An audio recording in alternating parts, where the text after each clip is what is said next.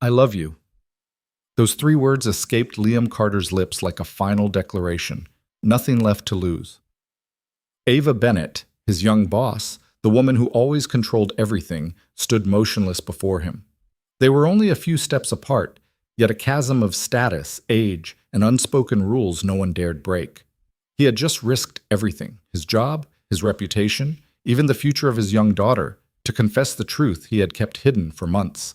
Now his fate rested in her silence. Please like and comment with the city you're viewing to let me know where this story is. The notification lit up Liam's phone at 9:47 p.m., just as he'd finally gotten Emma down for the night. He stared at the screen, exhausted, wondering who could possibly need him at this hour. Work emails could wait. Parent-teacher messages had already been answered. Bill reminders were set on autopay. Then he saw the name, Ava Bennett. His thumb hovered over the message. Ava never texted him outside of work hours. She was professional to a fault, the kind of boss who kept clear boundaries between office and personal life. At 28, she ran their marketing department with the precision of someone twice her age, and she'd made it clear from day one that she valued competence over camaraderie. Liam, I need help. Are you available? He sat up straighter on the couch, the worn cushions creaking beneath him. Something felt wrong. Ava didn't ask for help. She delegated, she directed, she decided, but she never ever sounded uncertain. His fingers moved before his brain caught up. What's wrong? Are you okay? The three dots appeared immediately, dancing across his screen like nervous footsteps. I'm at Marcello's on 5th, terrible date, family setup. Can you call me in 10 minutes with an emergency? Any emergency, please. Liam read it twice, then a third time. Marcello's was that upscale Italian place where reservations took weeks and a single entree cost more than he spent on groceries in 3 days. He'd walked past it exactly once, on his way to pick up Emma from a birthday party nearby, and had immediately felt underdressed just looking through the windows. The idea of Ava Bennett, poised, confident, always in control Ava, needing to be rescued from anything seemed absurd, but the word please stopped him cold. She never said please. He checked the baby monitor. Emma's room glowed soft green, her breathing steady and peaceful. Mrs. Chen next door owed him a favor after he'd fixed her leaking sink last week. 10 minutes wouldn't hurt. Give me 12 minutes. He was already pulling on his jacket. Oh, Marcello's looked even more intimidating up close. Warm golden light spilled onto the sidewalk, and through the tall windows, Liam could see couples leaning across candlelit tables, wine glasses catching the light like tiny chandeliers. A valet stand sat empty near the entrance, the kind of place where people actually valeted their cars instead of circling the block for street parking like normal humans. Liam felt suddenly aware of his scuffed work boots, his off-brand jacket, the fact that he'd finger-combed his hair in the elevator and called it good enough. He didn't belong here. But Ava had asked, and something in that message had sounded desperate in a way he'd never heard from her before. He pulled out his phone and dialed. It rang once, twice. On the third ring, her voice came through, and even though she was clearly performing, he could hear the relief underneath. Liam, what's wrong?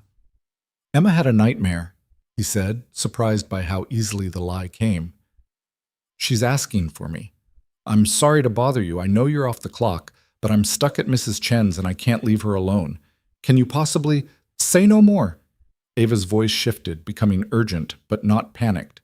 Professional. She was good at this. I'll be there in 15 minutes. Don't worry about it. You're a lifesaver. I'm so sorry. Stop apologizing. I'm leaving now. The line went dead. Liam stood on the corner, hands shoved in his pockets, feeling ridiculous. What was he supposed to do now? Wait. Leave? He hadn't thought this through. He just reacted, the same way he always did when someone needed help. Move first, figure out the details later. 5 minutes passed, then 7. He was about to head home when the restaurant door swung open and Ava emerged like she was escaping a building on fire. She spotted him immediately. For a second, they just looked at each other across the sidewalk. Her in a deep blue dress that probably cost more than his monthly rent. Him in his work clothes with paint still under his fingernails from fixing Emma's bookshelf last weekend. Then Ava laughed. It wasn't her polite office laugh or her professional meeting chuckle. It was real, unguarded, and completely unexpected. It transformed her face. erasing the careful composure she always wore like armor. "You're here," she said, crossing the distance between them. "You're actually here." "You said emergency." Liam shrugged, suddenly self-conscious. "Seemed like you meant it." "I did." She glanced back at the restaurant, and Liam saw something flicker across her expression, relief mixed with residual frustration. "You have no idea what you just saved me from." "Bad date?" "Catastrophic date." She turned back to him, and this time her smile had an edge to it. "My mother's college roommate's nephew, investment banker, Princeton, drives a Tesla, spends 45 minutes explaining cryptocurrency while I nod politely and wonder if jumping out the bathroom window would cause a scene." Liam tried not to smile and failed. "Bathroom window, huh? Second floor, too." "I genuinely considered it." She shook her head, and another laugh escaped, smaller this time, but just as genuine. "Thank you, seriously, I owe you." "You don't owe me anything." "Liam, you just rescued me from the most boring man in Manhattan. I absolutely owe you." They stood there for a moment, the city humming around them, car horns, distant sirens, the muffled sound of conversation from inside Marcello's. Liam noticed that Ava's shoulders had dropped, her posture less rigid than it ever was at the office. She looked younger somehow, more like the 28 she actually was, and less like the seasoned executive she always projected. "Did you tell him you were leaving?" Liam asked. Ava grimaced. "I said my employee had a family emergency and I needed to provide support." He looked relieved, honestly. I think he was running out of blockchain talking points. Brutal. "You have no idea." She pulled her coat tighter. Cashmere, Liam noticed, soft gray that made her dark hair stand out. "I should get going. Thank you again. Really." She started to turn, but something made Liam speak before he could second-guess himself. "Have you eaten?" Ava stopped. "What?" "Dinner. Did you actually eat, or were you too busy planning your bathroom window escape?" She blinked at him, clearly trying to figure out if this was a real question. "I had bread, and half a glass of wine I didn't drink because I needed to stay alert in case he started explaining NFTs." "There's a diner 2 blocks from here," Liam heard himself say. "Makes the best apple pie in the city. My treat. You know, to celebrate your successful evacuation." For a second he thought she'd say no. She should say no. He was her employee. This was crossing some kind of line, even if he couldn't quite define what kind. But then Ava smiled, a different smile this time, smaller and more tentative. "Apple pie?" "Best in the city," Liam repeated. "I'm not exaggerating. Emma and I have been working our way through every diner in a 10-block radius. This one wins by a landslide." "You've conducted a comprehensive apple pie survey?" "Extremely comprehensive. Very scientific. I even made Emma rate them on a scale." "How old is Emma?" 5. "So your data is based on the preferences of a 5-year-old? "A 5-year-old with excellent taste," Liam corrected. "She gave this one a 10,000 stars. Direct quote." Ava laughed again, and Liam realized he liked that sound more than he should. "Okay, show me this legendary pie." The diner was everything Marcello's wasn't. Fluorescent lights, cracked vinyl booze, a laminated menu sticky with syrup. The waitress knew Liam by name and raised an eyebrow when she saw Ava, clearly trying to place whether this was a date or something else. Liam didn't explain, just ordered 2 slices of apple pie and coffee. They slid into a booth near the window. Ava looked completely out of place in her designer dress and cashmere coat, but she didn't seem to notice or care. She shrugged off the coat, draped it over the back of the seat, and studied the diner with genuine curiosity. Emma really rated this place 10,000 stars. Her words exactly. Liam grinned at the memory. She also said the whipped cream looked like clouds, and asked if we could move in above it. I had to explain that wasn't how apartments worked. Smart kid. Too smart. She asked me last week why we don't live in a house with a yard like her friend Brooklyn. I tried to explain rent prices in Manhattan, and she suggested we just find more money. Problem-solving genius. Ava smiled, something soft crossing her face. "How long have you been on your own with her?" The question landed heavier than she probably intended. Liam took a breath, the familiar weight of it settling in his chest. 3 years? Her mom left when Emma was 2. Postpartum depression that never got treated, then addiction, then just gone. He said it matter-of-factly, the way he'd learned to over time. The wound didn't bleed anymore, but the scar was still visible. We haven't heard from her since. I filed for full custody when Emma turned 3. It's been just us ever since. I'm sorry. Don't be. Liam meant it. Emma's happy. That's what matters. The waitress appeared with their pie. Thick slices with golden crust, the apples inside still steaming slightly, topped with melting vanilla ice cream instead of whipped cream, because Liam had learned they did it better that way. Ava stared at it like it was a work of art. "This is obscene," she said. "This is perfection." Liam slid her fork closer. "Go on." Scientific evaluation required. She took a bite and her eyes closed. "Oh my God." Right? Emma wasn't exaggerating. Emma never exaggerates about pie. They ate in comfortable silence for a minute, the diner noise washing over them, clinking dishes, low conversation, the hiss of the coffee machine. Liam watched Ava relax further, her shoulders dropping another inch, her expression losing some of that constant vigilance she wore at work. "Can I ask you something?" she said finally. "Sure." "Why did you come tonight? You could have just called. You didn't have to show up in person." Liam considered the question, turning it over in his mind. Honest answer or easy answer? Ava was watching him with those sharp brown eyes, and he got the sense she'd know the difference. "You sounded scared," he said simply. "Not physically scared, but trapped. I know what that feels like." Trapped? When people expect you to be something you're not. When you're playing a role that doesn't fit, but you can't figure out how to stop. He met her gaze. "You're always so put together at work. In control. Hearing you sound desperate felt wrong. I just wanted to help." Ava set down her fork slowly. "You got all that from one text message?" "I'm observant." "Apparently." She looked at him differently now, not like her employee, not like the single dad from accounting who always filed his reports early and never made waves, like someone who'd surprised her. "My parents have this plan," she said after a moment. "Entire life mapped out. Right schools, right internships, right career, right husband. They've been setting me up on dates since I made partner at 26 because apparently professional success means nothing if I'm still single at 28. That's ridiculous. That's family." Ava stabbed at her pie, frustrated. "Every week there's someone new. Lawyers, doctors, entrepreneurs. All pre-approved, all from good families, all completely wrong. And I keep going because saying no would mean explaining why. And I don't have a good reason except that none of them feel right." "You don't need a reason. No is a complete sentence. Not in my family." She took another bite, chewing slowly. "Tonight was supposed to be the last one. I promised myself one more setup, and if it doesn't work, I'm done. Then I sat across from Mr. Cryptocurrency for 45 minutes and realized I'd rather be literally anywhere else. Hence the bathroom window plan. Hence the bathroom window plan." Ava smiled, but it didn't quite reach her eyes. "I don't know what's wrong with me.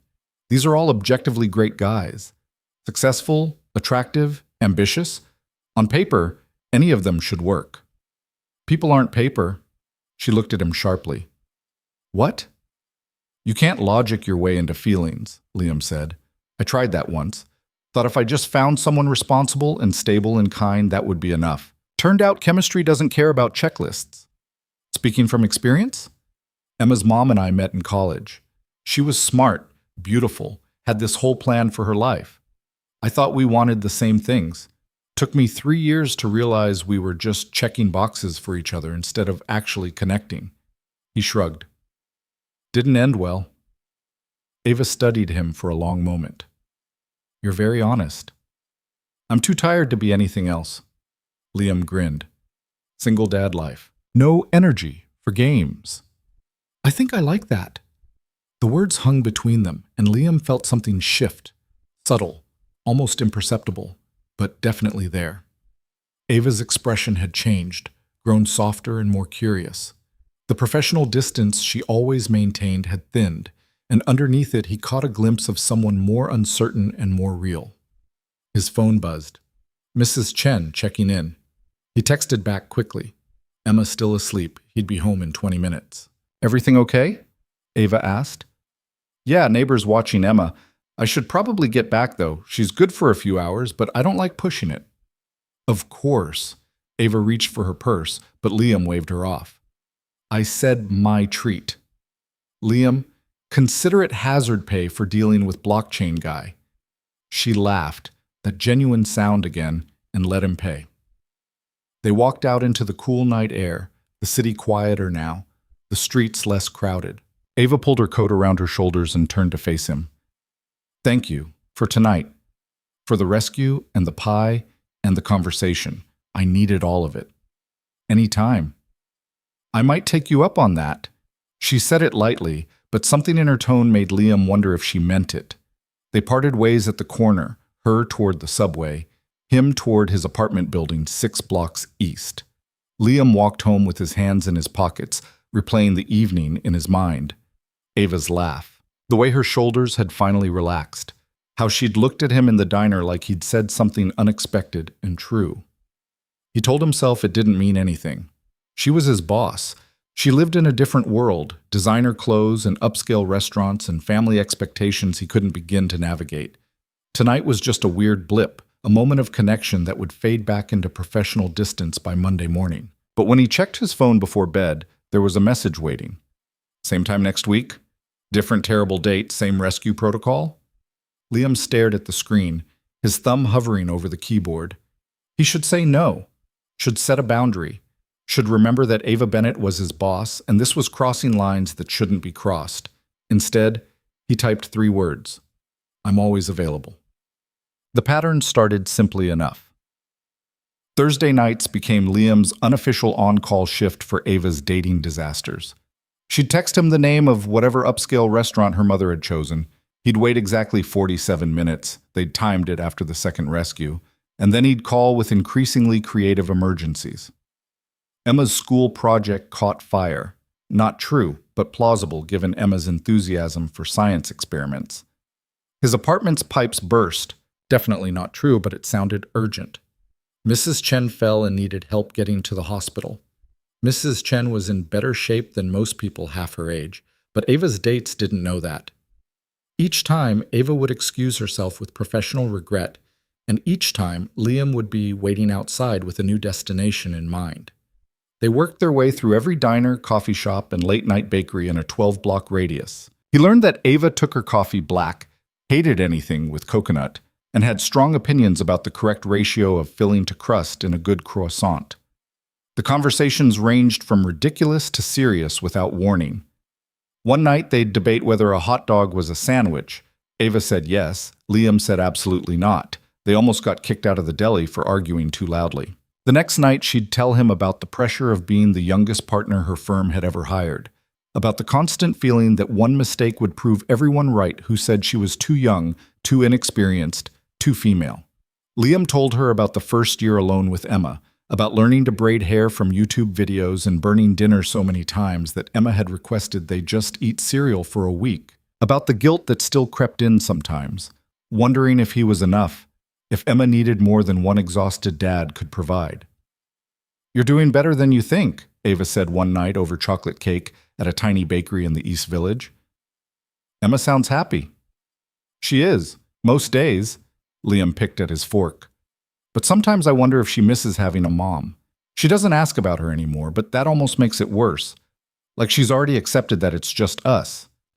Maybe that's not a bad thing. Maybe she feels secure enough with you that she doesn't need to wonder. Or maybe I'm screwing her up in ways I won't understand until she's in therapy at 30. Join the club. My therapist has made a career out of my family issues. Liam looked up. You see a therapist? Weekly, have for 6 years. Ava said it casually, like admitting she went to the gym. Best decision I ever made. Turns out being raised by perfectionist parents does a number on your ability to accept failure. You seem pretty put together to me. That's the performance. She met his eyes. You're one of the only people who's seen past it. The words settled between them, heavy with implication. Liam felt it again. That shift, that thinning of distance. They were sitting in a bakery at 10:30 on a Thursday night, eating cake and talking about therapy and childhood wounds, and none of it felt strange. It felt natural, easy, like they'd been doing this for years instead of weeks. He should have recognized the danger in that comfort. Week 5, Ava texted him at 7 p.m. instead of the usual 9. Emergency, can you meet me at Bennett Tower? Not a date rescue. Real problem. Liam's stomach dropped. Bennett Tower was her family's company headquarters, 30 floors of glass and steel in Midtown, the kind of building that made his apartment look like a shoebox. He'd never been there, never had reason to. What's wrong? Presentation disaster. Need a second set of eyes, please. He called Mrs. Chen, promised Emma ice cream for a week, and headed uptown. The lobby alone was intimidating. Marble floors, modern art on the walls, a security desk staffed by guards who looked like they moonlighted for the Secret Service. Liam gave Ava's name and was directed to the 23rd floor, where he found her pacing in a conference room surrounded by papers and laptop screens. She looked different here, not just professionally dressed, but armored. Hair pulled back severely, makeup precise, the warmth he'd gotten used to completely absent. This was Executive Ava, the version he saw at Monday morning meetings before she'd started letting him see anything else. Thank God. She spotted him and immediately thrust a presentation remote into his hands. I need you to watch this and tell me if it makes any sense. Pitch meeting tomorrow morning, 8 a.m., and I just realized half the data visualizations are incomprehensible. Ava, I work in operations. I don't know anything about... You know about clarity. You know when something is confusing or overcomplicated. That's what I need. She pulled up the first slide. Please, I've been staring at this for 6 hours and I can't see it clearly anymore. So Liam watched. And she was right. The presentation was a mess. Brilliant ideas buried under jargon and charts that required 3 degrees to interpret. He started asking questions, simple ones, the kind Emma would ask. What does that mean? Why does this matter? How does that connect to the thing you said before? At first, Ava looked frustrated, like she thought he was being deliberately obtuse. Then she started really listening, started simplifying, started rebuilding the entire flow with him, cutting away the complexity until the core argument emerged clean and sharp. 3 hours later, they had a new presentation. Ava ran through it twice, then collapsed into a chair. That's it. That's what I needed. She looked at him with exhausted gratitude. How did you do that? I didn't do anything, just asked questions. You made me think like a human instead of a consultant. She rubbed her eyes. I get so lost in the technical details that I forget people need a story, not a data dump. You were telling a story. It was just buried. Ava smiled, and this time it was the real version, the one he'd started recognizing, the one that meant she'd dropped the performance. You're good at this. Have you ever thought about moving into strategy? I'm good at operations. I like operations. Predictable, clear objectives, measurable outcomes. Boring. Stable. Liam grinned. Some of us have 5-year-olds depending on us. Fair point. She stood, started packing up her laptop.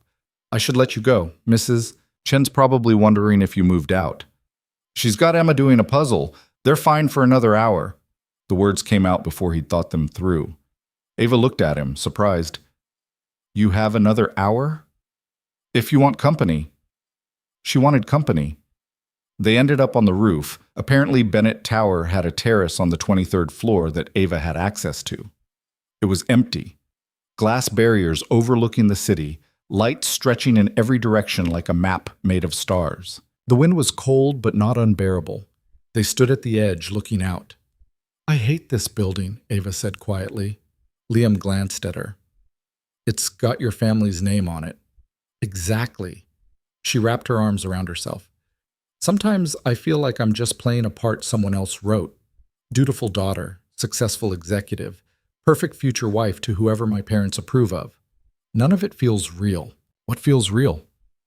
She turned to look at him, and in the low light, her face was softer, more uncertain than he'd ever seen it.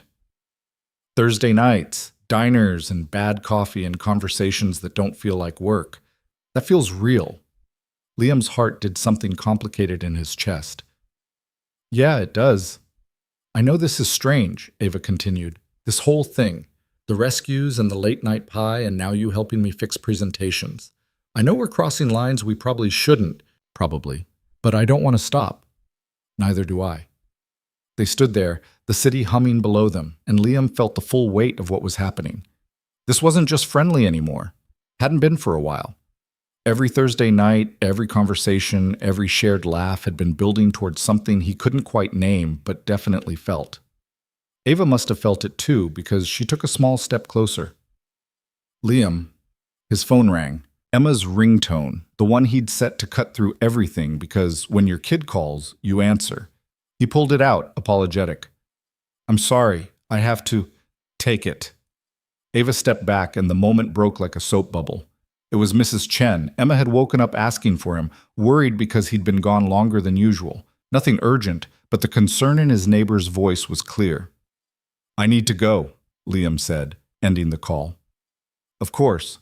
Ava's professional mask was sliding back into place. Thank you. For tonight.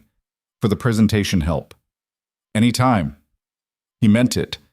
But as he rode the elevator down and walked home through the cooling night, Liam couldn't shake the feeling that something had almost happened on that roof. Something big and irreversible.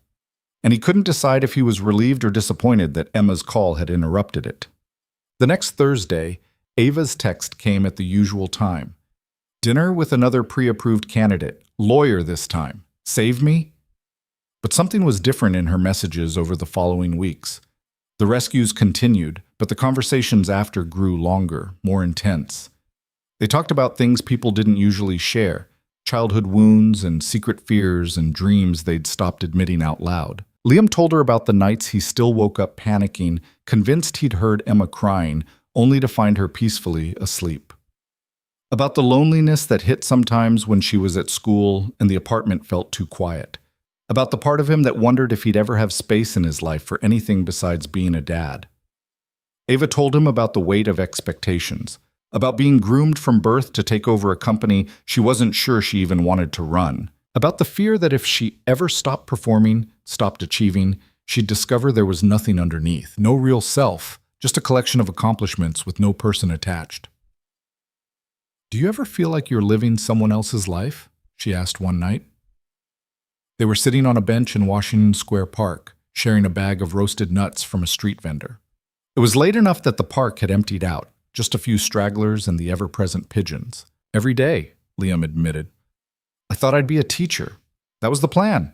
Get my degree, work in public schools, make a difference. Then Emma happened and suddenly teaching salaries weren't enough. Operations paid better, had better hours, actual benefits, so I put the dream away. Do you regret it? No. Emma's worth every sacrifice. He cracked a nut between his fingers. But sometimes I wonder who I would have been if things were different. Not a single dad in a too-small apartment working a job you don't love? Maybe. He smiled, but it felt sad around the edges. Probably still broke, though. Teachers don't exactly get rich. Ava was quiet for a moment. I think you would have been a great teacher. What makes you say that? You explain things without making people feel stupid. You ask questions that actually help instead of just showing off how much you know. You care more about understanding than being right. She looked at him. Those are rare qualities. Learned them from being a dad. Emma asks why about everything. You get good at breaking things down. It's more than that. Ava's voice was soft. You're kind, Liam. Actually kind, not just polite. I'm not used to that. The words landed between them with surprising weight.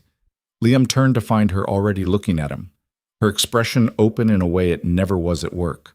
The streetlight above them flickered, casting shadows across her face. Your family's wrong about you, he said. What? The arranged dates, the pre-approval process. They're treating you like a business merger instead of a person. You're more than whatever boxes check off on their list. Ava's breath caught. You don't know my family. I know you, and you're... He stopped himself, suddenly aware he was about to cross a line he couldn't uncross. You deserve someone who sees you. The real version, not the executive or the dutiful daughter, just you. She stared at him, something shifting in her expression. Liam. His phone didn't ring this time, but the moment still broke anyway when a group of drunk college kids stumbled past, laughing too loud, shattering the quiet intimacy that had built between them. They both stood, the spell broken, walked back toward the subway in silence that felt charged with everything they weren't saying. At the station entrance, Ava turned to him. Same time next week? Your mother's still setting you up? Apparently she's found someone perfect. Ava's expression was difficult to read. Surgeon, Columbia grad, family friends with Supreme Court justices. Sounds intimidating. Sounds exhausting. But something in her voice had changed. Less frustrated, more resigned.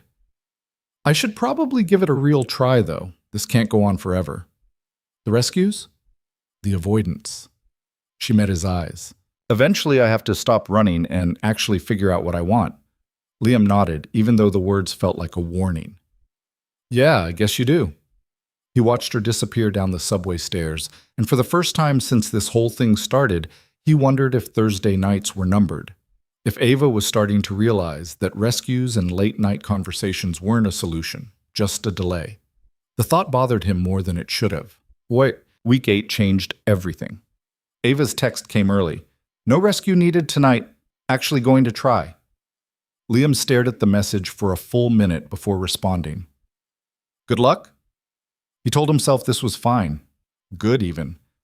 Ava needed to move forward with her life, and he needed to stop inserting himself into it. They were employer and employee who'd accidentally become friends, nothing more. The fact that he'd started looking forward to Thursday nights more than any other part of his week didn't mean anything. The fact that he'd caught himself thinking about her smile at random moments didn't matter. He was Emma's dad. That was his role. That was enough. Except Thursday night felt empty. He put Emma to bed and sat on the couch with a book he couldn't focus on. Every time his phone buzzed, his heart jumped. But it was never Ava. Just spam texts and a message from Mrs. Chen asking if he needed milk from the store. Friday morning, Ava came into the office different, lighter somehow, smiling in a way he'd never seen her smile at work. She stopped by his desk at lunch, which she never did. How's Emma? Good. We made pancakes for breakfast. She insisted on doing the flipping. Kitchen's a disaster. Ava laughed. Sounds like her. They stood there awkwardly. Liam wanted to ask about the date, but couldn't figure out how, without revealing he cared more than he should. Last night went well, Ava said finally. Yeah? Yeah, he's really nice. Smart, funny. We talked for 3 hours and I didn't want to stab myself with a fork once. High bar. You'd be surprised how rare that is. She fidgeted with her coffee cup. We're going out again tomorrow. Actual planned date this time, not a family setup. That's great, Ava. Really? She searched his face like she was looking for something, but Liam kept his expression neutral, supportive, friendly. All the things an employee should be when his boss shares good news. I just wanted to tell you, Ava said quietly, since you've been part of this whole mess from the beginning. I'm glad you found someone. The words felt like glass in his throat, but he meant them. Or at least, he wanted to mean them. Ava left, and Liam went back to his spreadsheet, unable to focus on any of the numbers. Around him, the office continued its normal Friday rhythm, people chatting about weekend plans, someone's birthday cake being cut in the break room, the perpetual hum of fluorescent lights overhead. Everything was exactly the same. Everything had completely changed. The weeks that followed felt like watching someone walk away in slow motion. Ava still smiled at him in the hallways, still asked about Emma during their occasional elevator encounters. But the easy warmth that had existed between them cooled into something polite and distant. Thursday nights disappeared entirely. No more rescue texts, no more late-night diners or shared pie, or conversations that stretched until midnight. Daniel occupied that space now. Liam learned about him in fragments, comments Ava made to other colleagues that he couldn't help overhearing, mentions in Monday morning meetings when someone asked about her weekend. Daniel took her to the theater. Daniel knew the best wine bars. Daniel's family had a house in the Hamptons where they'd spent last Saturday. Each detail felt like a small cut, shallow, but accumulating. You okay? Mrs. Chen asked one evening when Liam dropped off Emma after work. You seem distracted. Just tired. Tired looks different. This looks like heartache. Liam started to deny it, then stopped. Mrs. Chen had known him for 3 years. She'd watched him stumble through single parenthood, had seen him at his worst, exhausted and overwhelmed and barely holding it together. She wasn't going to buy a casual deflection.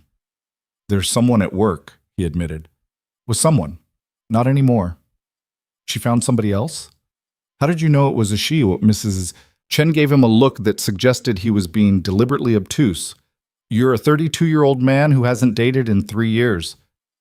Of course it's a she. What happened?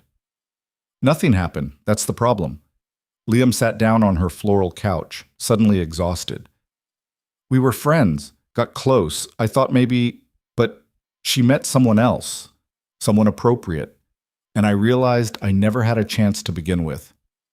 Did you tell her how you felt? She's my boss, Mrs. Chen. I can't just... Why not? Because she signs my paychecks. Because she's 4 years younger than me. Because she lives in a completely different world, and I'm just some guy from operations who can barely afford his rent. So you're assuming she wouldn't want you before even asking? I'm being realistic. Mrs. Chen shook her head, the same way she did when Emma tried to convince her that vegetables were optional. Realistic is another word for scared, Liam. You're a good man. Kind, hardworking, wonderful father. Any woman would be lucky to have you. Except the one I actually want is dating a surgeon who summers in the Hamptons. Then she's an idiot. Liam couldn't help but smile. She's not an idiot. She's smart and accomplished and way out of my league. Stop that. You're doing the thing where you make yourself smaller than you are. Mrs. Chen reached over and patted his hand. Emma didn't get her confidence from nowhere. You taught her that she deserves good things. Maybe you should listen to your own lessons. He wanted to argue, but Emma appeared in the doorway, backpack dragging behind her, face lit up with the kind of joy only 5-year-olds could manufacture from absolutely nothing. Daddy, Mrs. Chen taught me a new card game. Can we play when we get home? Sure, Bug. Go get your jacket. Emma ran off, her footsteps thundering through the small apartment. Mrs. Chen watched her go, then turned back to Liam. That little girl deserves to see her father happy. Not just surviving, but actually happy. Think about that. The words stayed with him through the weekend. Emma beat him at Go Fish 4 times in a row. She was definitely cheating, but he couldn't prove it. And they made chocolate chip cookies that turned out lopsided, but tasted fine. They read 3 chapters of her current favorite book, the one about a girl who discovered she could talk to animals. Emma fell asleep with her head on his shoulder, one small hand curled around his shirt. This was enough, Liam told himself. This was everything that mattered. But Monday morning, when he saw Ava laughing at something on her phone, probably a text from Daniel, the lie became impossible to maintain. He wasn't okay. He wasn't fine. He was falling for someone who barely noticed he existed outside of spreadsheets and quarterly reports, and he had absolutely no idea what to do about it. Well, 3 weeks after Ava started dating Daniel, Liam found himself working late on a budget reconciliation that should have been simple, but had somehow turned into a nightmare of mismatched numbers and missing receipts. The office had emptied out hours ago. He was alone with his computer and a cold cup of coffee when he heard footsteps approaching. Ava appeared in his cubicle entrance, looking as tired as he felt. You're still here? Liam glanced at the clock. 9:30. Could say the same to you. Client presentation tomorrow. Had to make some last-minute changes. She leaned against the cubicle wall. What's your excuse? Someone in procurement can't count. I'm trying to figure out where $3,000 went. Sounds painful.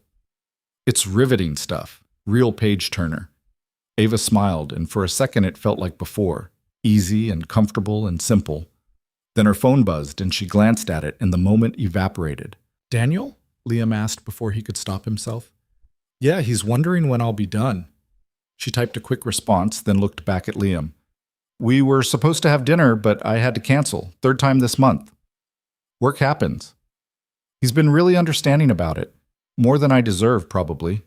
She pocketed her phone. He's good like that. Patient. Liam nodded, not trusting himself to say anything that wouldn't reveal too much. I should let you get back to your budget crisis, Ava said. Good luck finding your missing $3,000. Thanks. She started to leave, then paused. Liam? Yeah? I miss our Thursday nights, the conversations, the terrible diner coffee. Her voice went quiet. I know things are different now, but I wanted you to know that. Before he could respond, she was gone, her footsteps fading down the hallway, leaving him alone with numbers that refused to make sense and feelings that made even less. Emma's 6th birthday party was scheduled for the last Saturday in October, and Liam had been planning it for weeks with the kind of military precision usually reserved for corporate takeovers. He'd booked the community center, ordered a cake shaped like a unicorn because Emma had decided she loved unicorns this month, and invited every kid from her kindergarten class, plus a few from the building. What he hadn't planned for was the stomach flu that hit him Friday night with the force of a freight train. By Saturday morning, he could barely stand upright without the room spinning. Emma sat on the edge of his bed, looking concerned in the way children do when they realize their invincible parent might actually be human. "Are you going to die?" she asked seriously. "No, Bug, just sick. I'll be fine." Liam tried to sit up and immediately regretted it. "But we might need to reschedule your party." Emma's face crumpled. She didn't cry. She'd inherited his stubborn refusal to show tears easily, but her disappointment was palpable. "All my friends are coming. Brooklyn's mom already made special cookies." "I know, sweetheart. I'm sorry. I just don't think I can—" His phone rang. Mrs. Chen calling to confirm the time she should come help set up. Liam answered and barely got through the explanation before she cut him off. "Don't move. I'm calling reinforcements. Mrs. Chen, you don't have to—" "Hush. Emma's having her party." She hung up before he could argue. Liam lay back down, feeling useless and guilty in equal measure. Emma climbed onto the bed next to him, small and worried. "It's okay, Daddy. We can do it another day." "Your birthday's today, Bug. You shouldn't have to wait." "But you're sick." "I'm the worst dad ever." "No, you're not." Emma hugged him fiercely. "You're the best dad, even when you're green." "I'm not green. You look green." She wasn't wrong. Liam caught his reflection in the dresser mirror and winced.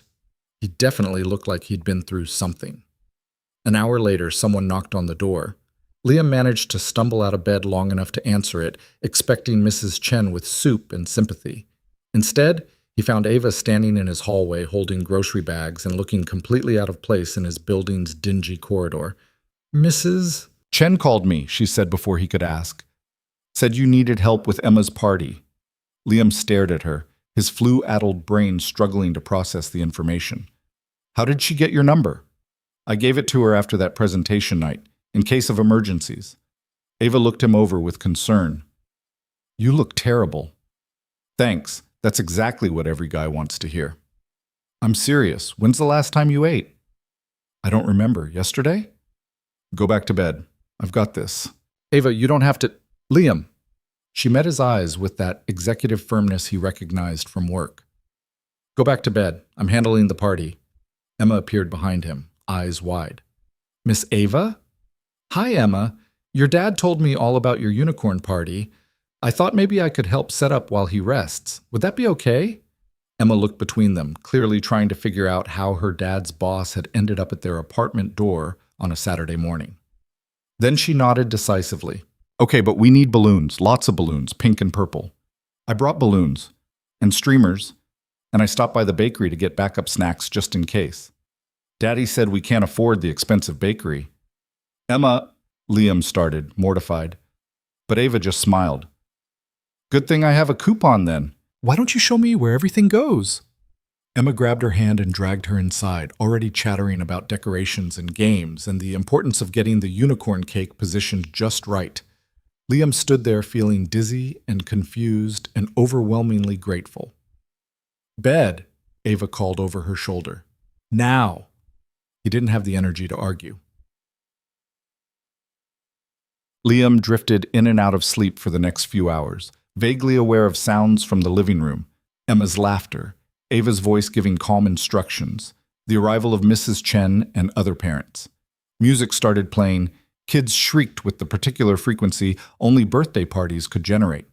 At some point, he woke up to find a glass of water and saltine crackers on his nightstand with a note in Ava's handwriting.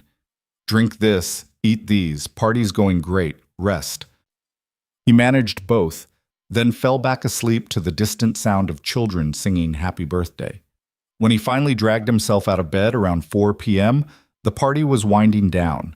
Parents were collecting their kids, thank you bags were being distributed, and Emma was showing off her new presents to Brooklyn with the enthusiasm of someone who just won the lottery. The apartment looked transformed. Balloons clustered in corners, streamers crisscrossed the ceiling, and the unicorn cake sat on the table with only a few slices remaining. Ava stood near the door talking to one of the moms, looking completely comfortable despite the chaos around her. She spotted him and immediately crossed over. "You should still be in bed." "I've been in bed for 6 hours. I'm starting to merge with the mattress." Liam looked around at the aftermath of successful festivities. "You did all this?" Mrs. Chen helped, and Brooklyn's mom knows some excellent party games that involve minimal supervision. Mostly the kids just ran around screaming and eating sugar. Sounds about right for 6-year-olds. Emma had fun. That's what matters. Liam watched his daughter, who was currently demonstrating some kind of intricate handshake to her best friend. She looked incandescently happy, the way kids did when the world was exactly as it should be. "Thank you," he said quietly. "Seriously, you didn't have to do any of this." "I know." Ava's voice went soft. "I wanted to." "Why?" She looked at him for a long moment, something unreadable in her expression. "Because you've saved me more times than I can count. Seemed fair to return the favor. This isn't even close to equivalent. This is..." He gestured at the decorated apartment at Emma's joy. "This is way beyond rescuing you from bad dates." "Maybe I wanted to be here." The words came out barely above a whisper. "Maybe I've missed spending time with you and this was a good excuse." Liam's heart did something complicated. "What about Daniel?" "Daniel's great. He's patient and kind and exactly what I should want." Ava wouldn't meet his eyes. "But when Mrs. Chen called this morning, I didn't even hesitate. I canceled my plans with him and came here." "Ava, Daddy!" Emma bounded over, interrupting whatever moment was forming. "Did you see all my presents? Brooklyn gave me art supplies, and Mason gave me a science kit, and Sophia gave me a book about horses." "That's awesome, Bug," Liam ruffled her hair. "Did you thank everyone?" "Yes. Miss Ava helped me write thank you cards for later. She has really pretty handwriting." "Does she? Look." Emma held up a sample card with neat, elegant script. "She said I can practice my letters by copying hers." "That's very nice of her." Emma looked between them with the uncanny perception children sometimes displayed. "Are you guys friends now?" Liam froze. Ava recovered faster. "Your dad and I work together, remember? But yes, I'd say we're friends." "Good. You should come over more. Daddy doesn't have enough friends. Just Mrs. Chen, and she's old." "Emma!" Liam felt his face heat. "That's not... Mrs. Chen is our neighbor, and she's very nice, and age doesn't..." But Ava was laughing, genuine and unguarded. "I'd like that, if your dad says it's okay." She looked at him, and Liam saw the question underneath the casual words. This wasn't about parties or friendship or work relationships anymore. This was about something they'd been dancing around for months, something neither of them had been brave enough to name. "Yeah," he heard himself say. "That would be okay." The last parents left around 5. Mrs. Chen took home the leftover cake with promises to check on Liam later. Emma crashed hard on the couch, overwhelmed by presents and sugar and 6 hours of sustained excitement. Ava stayed. She helped Liam clean up the streamers and balloons, working in comfortable silence while Emma dozed in the background. They moved around each other easily, finding a rhythm that felt practiced even though they'd never done this before. "You're good with kids," Liam said, tying off a trash bag full of paper plates. "I have 4 younger cousins. Lots of practice at family gatherings." Ava gathered stray napkins from under the table. "Though I've never done a full birthday party solo before." "You weren't solo. Mrs. Chen left after 30 minutes to get groceries. She trusts me more than you do, apparently." "I trust you." The words came out more serious than he'd intended. "I wouldn't have let you do this otherwise." Ava straightened, meeting his eyes across the living room. "I know Emma means everything to you, that you don't let just anyone into her life." "No, I don't." "So why me?" It was a fair question. Liam considered several safe answers before deciding on honesty.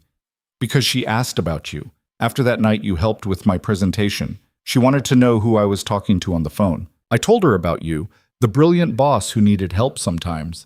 She said you sounded nice." He smiled at the memory. "Then she asked if you liked pie." When I said yes, she declared we should all go get pie together sometime. Smart kid. Too smart. She sees things I try to hide. Like what? Liam hesitated.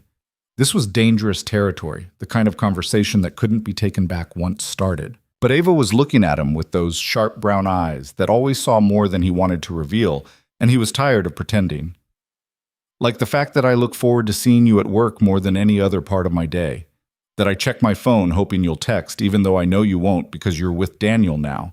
That I spent 3 weeks teaching myself to make a decent cup of coffee because you mentioned once that the office stuff tastes like burned dirt. Ava went very still. Liam, I know it's inappropriate and probably breaks a dozen HR policies and you're with someone else. This isn't me making a move. I'm just tired of lying about it. You're not lying. You just weren't saying it out loud. Same thing. It's really not. Ava set down the napkins, crossing the space between them. Liam, do you know why I kept going on those terrible dates even after meeting you? Because your family... Because I was scared. Her voice dropped to almost a whisper. You made me feel things I didn't know how to handle. Real things, complicated things. It was easier to keep going through the motions with men I didn't care about than to face what was happening between us. And Daniel? Daniel is safe. Easy. He fits the plan my parents have for my life perfectly. She looked at him with something like regret. But when Mrs. Chen called this morning, I realized I'd rather spend 6 hours managing children's birthday party chaos with you than have a perfectly pleasant brunch with him. Liam's heart was pounding so hard he could hear it. What does that mean? It means I think I've been running from the wrong thing. Ava took a small step closer. It means Thursday nights weren't just friendship, and I've been lying to myself about why I miss them so much. They stood there in his tiny apartment with its secondhand furniture and walls that needed repainting, Emma asleep on the couch 10 feet away, the afternoon light fading outside the window. Everything about this moment should have been wrong. The timing, the circumstances, the vast difference in their lives. But when Ava looked at him like that, none of it seemed to matter. What about Daniel? Liam asked, because one of them had to be practical. I need to talk to him. Really talk. Not just text him that I'm busy again. Ava's expression turned guilty. He deserves better than someone who keeps finding excuses to cancel plans. He deserves honesty. So do you. She reached out, her fingers brushing his hand. I can't promise this will work. I don't even know what this is, but I know I can't keep pretending I don't feel it. Feel what? Everything. You, us, whatever we've been building all these months. Her hand closed around his. I'm terrible at this, at being vulnerable and admitting what I want, but I want to try. Liam looked down at their joined hands, feeling like the world had shifted slightly off its axis. I have Emma. She comes first, always. If we do this, whatever this is, you need to understand that. I know. And I work for you. That's going to be complicated. Everything's complicated. Ava smiled, tentative but real. Maybe that's okay. Maybe, Liam agreed. Emma stirred on the couch, mumbling something about unicorns before settling back into sleep. They both glanced over, then back at each other, and suddenly the moment felt too big for the small apartment to contain. I should go, Ava said, but she didn't move. Let you rest. You're still sick. Probably contagious. Definitely contagious. You should definitely leave. I definitely should. Neither of them moved. Then Emma sat up, rubbing her eyes, and the spell broke. Ava stepped back, creating appropriate distance, becoming just a family friend helping out in a crisis. Did I fall asleep? Emma asked groggily. Just for a little bit, bug. Liam crossed to the couch, pressing a hand to her forehead to check for fever out of habit. You had a big day. Best birthday ever, Emma yawned. Is Miss Ava staying for dinner? I don't think, Liam started. If you're ordering pizza, I could stay, Ava said, but only if your dad's feeling up to it. Emma perked up immediately. Pizza! Can we, Daddy? Please? Liam looked at Ava, who smiled with a mix of hope and uncertainty that made his chest tight. This was how it started, he realized.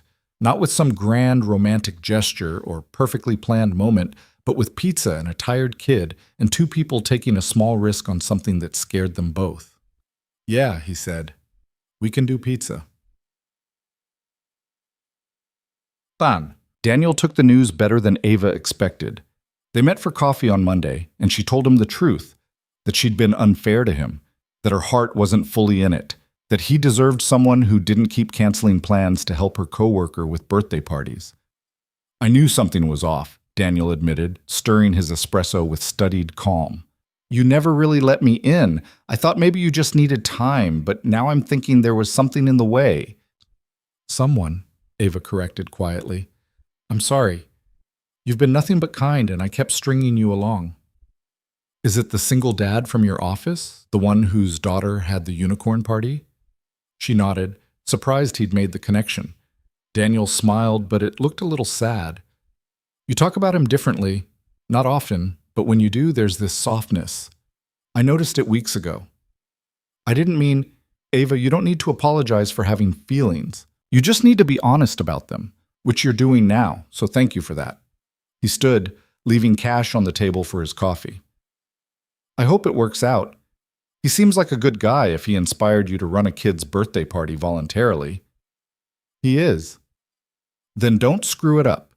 He left, and Ava sat there feeling a complicated mix of relief and guilt. She'd hurt someone decent because she'd been too scared to acknowledge what she wanted. That weight would stay with her. But the possibility waiting on the other side of that conversation felt worth it. She texted Liam from the coffee shop. Told Daniel, we're done. His response came quickly. How are you? Not congratulations or celebration, just genuine concern for how she was feeling. It was so perfectly Liam that Ava found herself smiling despite everything. Sad, relieved, terrified, normal, completely normal. Dinner this week? Actual planned dinner, not emergency rescue. This time his response took longer, like he was choosing his words carefully. Emma has gymnastics Tuesday and Thursday. Wednesday? It's a date. The word felt significant, weighted with everything they'd been avoiding. Ava stared at it on her screen, wondering if she should clarify or walk it back or add a joke to lighten the moment. Liam's response made that unnecessary. Yeah, it is. Wednesday arrived with the kind of nervous energy Liam hadn't felt since high school. He changed his shirt 3 times before settling on the original choice, then second-guessed his restaurant pick, then worried he should have suggested something fancier, then reminded himself that fancy wasn't who he was, and Ava already knew that. Emma watched his anxiety spiral with the amused patience of someone far older than 6. You look nice, Daddy. Yeah? Yeah, but you smell like you dumped the whole bottle. Liam checked his cologne application in the bathroom mirror and realized she was right. He'd overdone it. He splashed water on his wrists, trying to dilute the damage, while Emma giggled from the doorway. Are you nervous because you like Miss Ava? He froze mid-rinse. What makes you think I like her? You smile different when you talk about her, like how I smile when I think about ice cream. That's actually pretty accurate. Liam dried his hands, turning to face his far too perceptive daughter. Does that bother you, that I might like someone? Emma considered this with the seriousness she applied to all important questions. Is she nice to you? Very nice. Does she make you happy? Yeah, Bug. She does. Then it's okay. Emma shrugged like the matter was settled. But if she's mean to you, I'll tell her to leave. My fierce protector. That's me. She held up her fists in what was probably supposed to be a fighting stance, but mostly looked adorable. Now go. Mrs. Chen is making me mac and cheese and we're watching the Penguin movie. Liam kissed the top of her head, grabbed his jacket, and left before his nerves could convince him to cancel. The restaurant was a small Italian place in Brooklyn, nothing like Marcello's with its pretension and valet stand, but warm and family-owned with red checkered tablecloths and the smell of garlic bread thick in the air. Liam had discovered it 2 years ago when Emma had insisted on trying real spaghetti like the Lady and the Tramp ate, and they'd been coming back ever since. Ava was already there when he arrived, sitting at a corner table wearing jeans and a soft gray sweater that made her look younger and less armored than her usual work attire. She smiled when she saw him, and Liam felt some of his anxiety dissolve. You found it okay? GPS is a wonderful invention. She gestured at the restaurant. This place is perfect. Much better than anywhere Daniel took me. We don't have to talk about Daniel.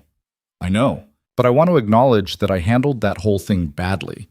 He was a good guy, who I used as a shield because I was scared of what I actually wanted.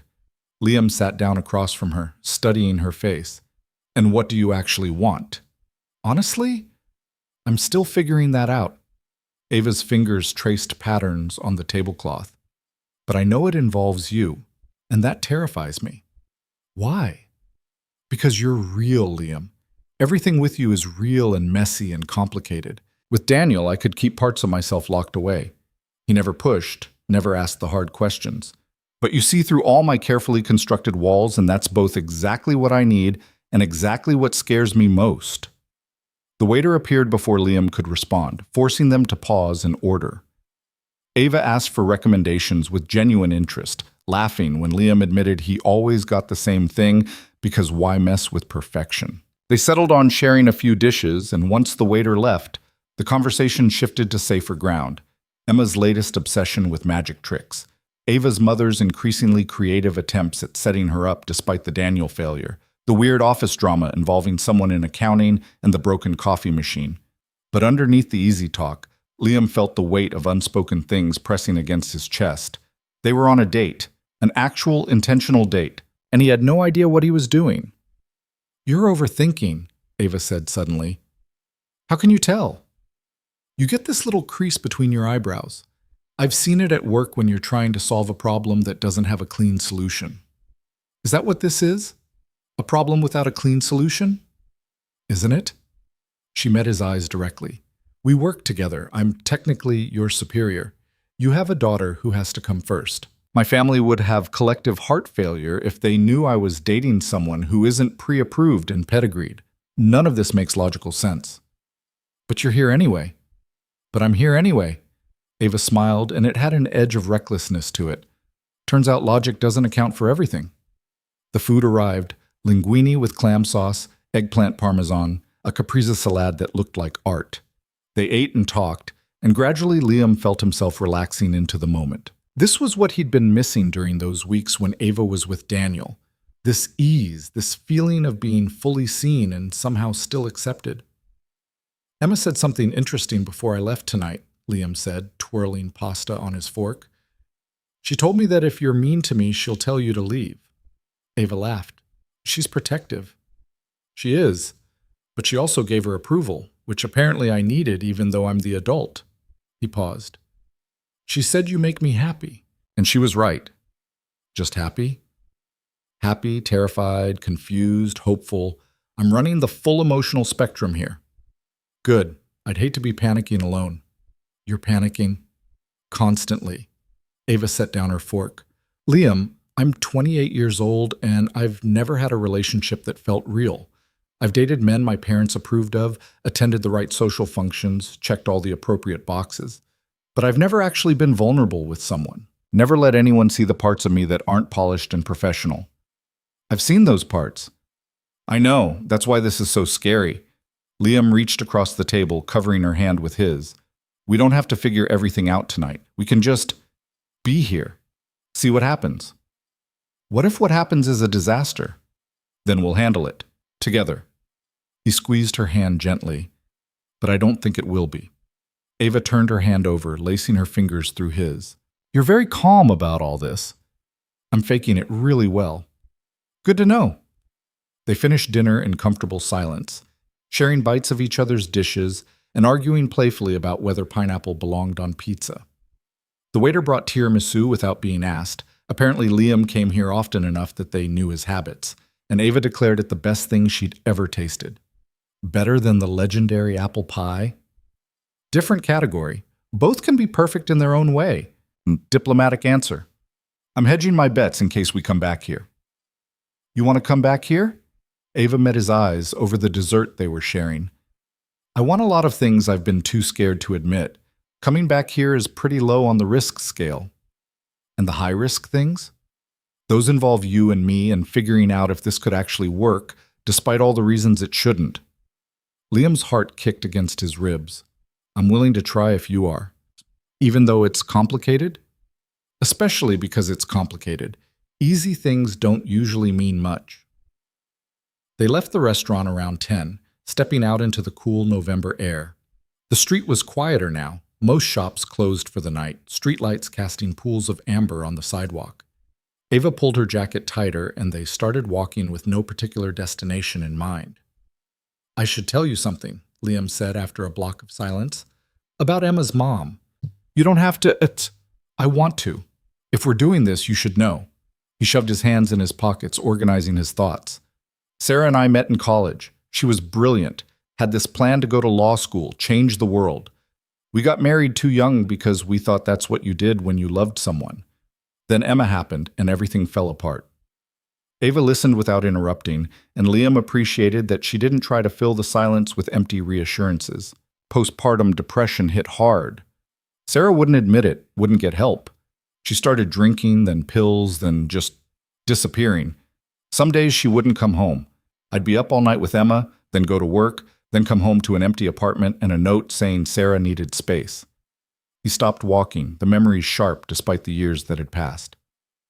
One day she didn't come back, left a letter saying she couldn't do it anymore, couldn't be a mother, couldn't be a wife, asked me not to look for her. Did you? For a while. Then I realized she didn't want to be found, and Emma needed stability more than she needed a mother who didn't want to be there. So I stopped searching and started building a life for just the two of us. That must have been impossibly hard. It was. Still is sometimes. Liam started walking again, slower now. But I'm telling you this because Emma's my priority. Always. And anyone in my life has to understand that I'm not just dating them. I'm potentially bringing them into Emma's world. And if it doesn't work out, it doesn't just hurt me. I understand. Do you? Because I need you to really think about what you're signing up for here. I don't have the luxury of casual. I can't do the thing where we date for a while and then drift apart and say it was nice while it lasted. Emma gets attached. She already likes you. If this falls apart, then we make sure it doesn't fall apart carelessly. Ava stopped, turning to face him. Liam, I'm not Sarah. I'm not going to run when things get hard. How do you know? Because running is what I've been doing my whole life, and I'm tired of it. With you, I actually want to stay. That's different. That matters. Liam searched her face, looking for doubt or hesitation. Instead, he found determination mixed with fear, the kind of fear that came from wanting something enough to be terrified of losing it. Okay, he said finally. We try, but slow. Emma needs to adjust, and we need to figure out the work situation, and Ava kissed him. It wasn't dramatic or movie perfect. Their noses bumped slightly, and she had to stand on her toes to reach him properly. But it was real and warm and tasted like tiramisu and coffee, and when they broke apart, they were both smiling. Sorry, Ava said. You were overthinking again. I thought that might help. It did. Good.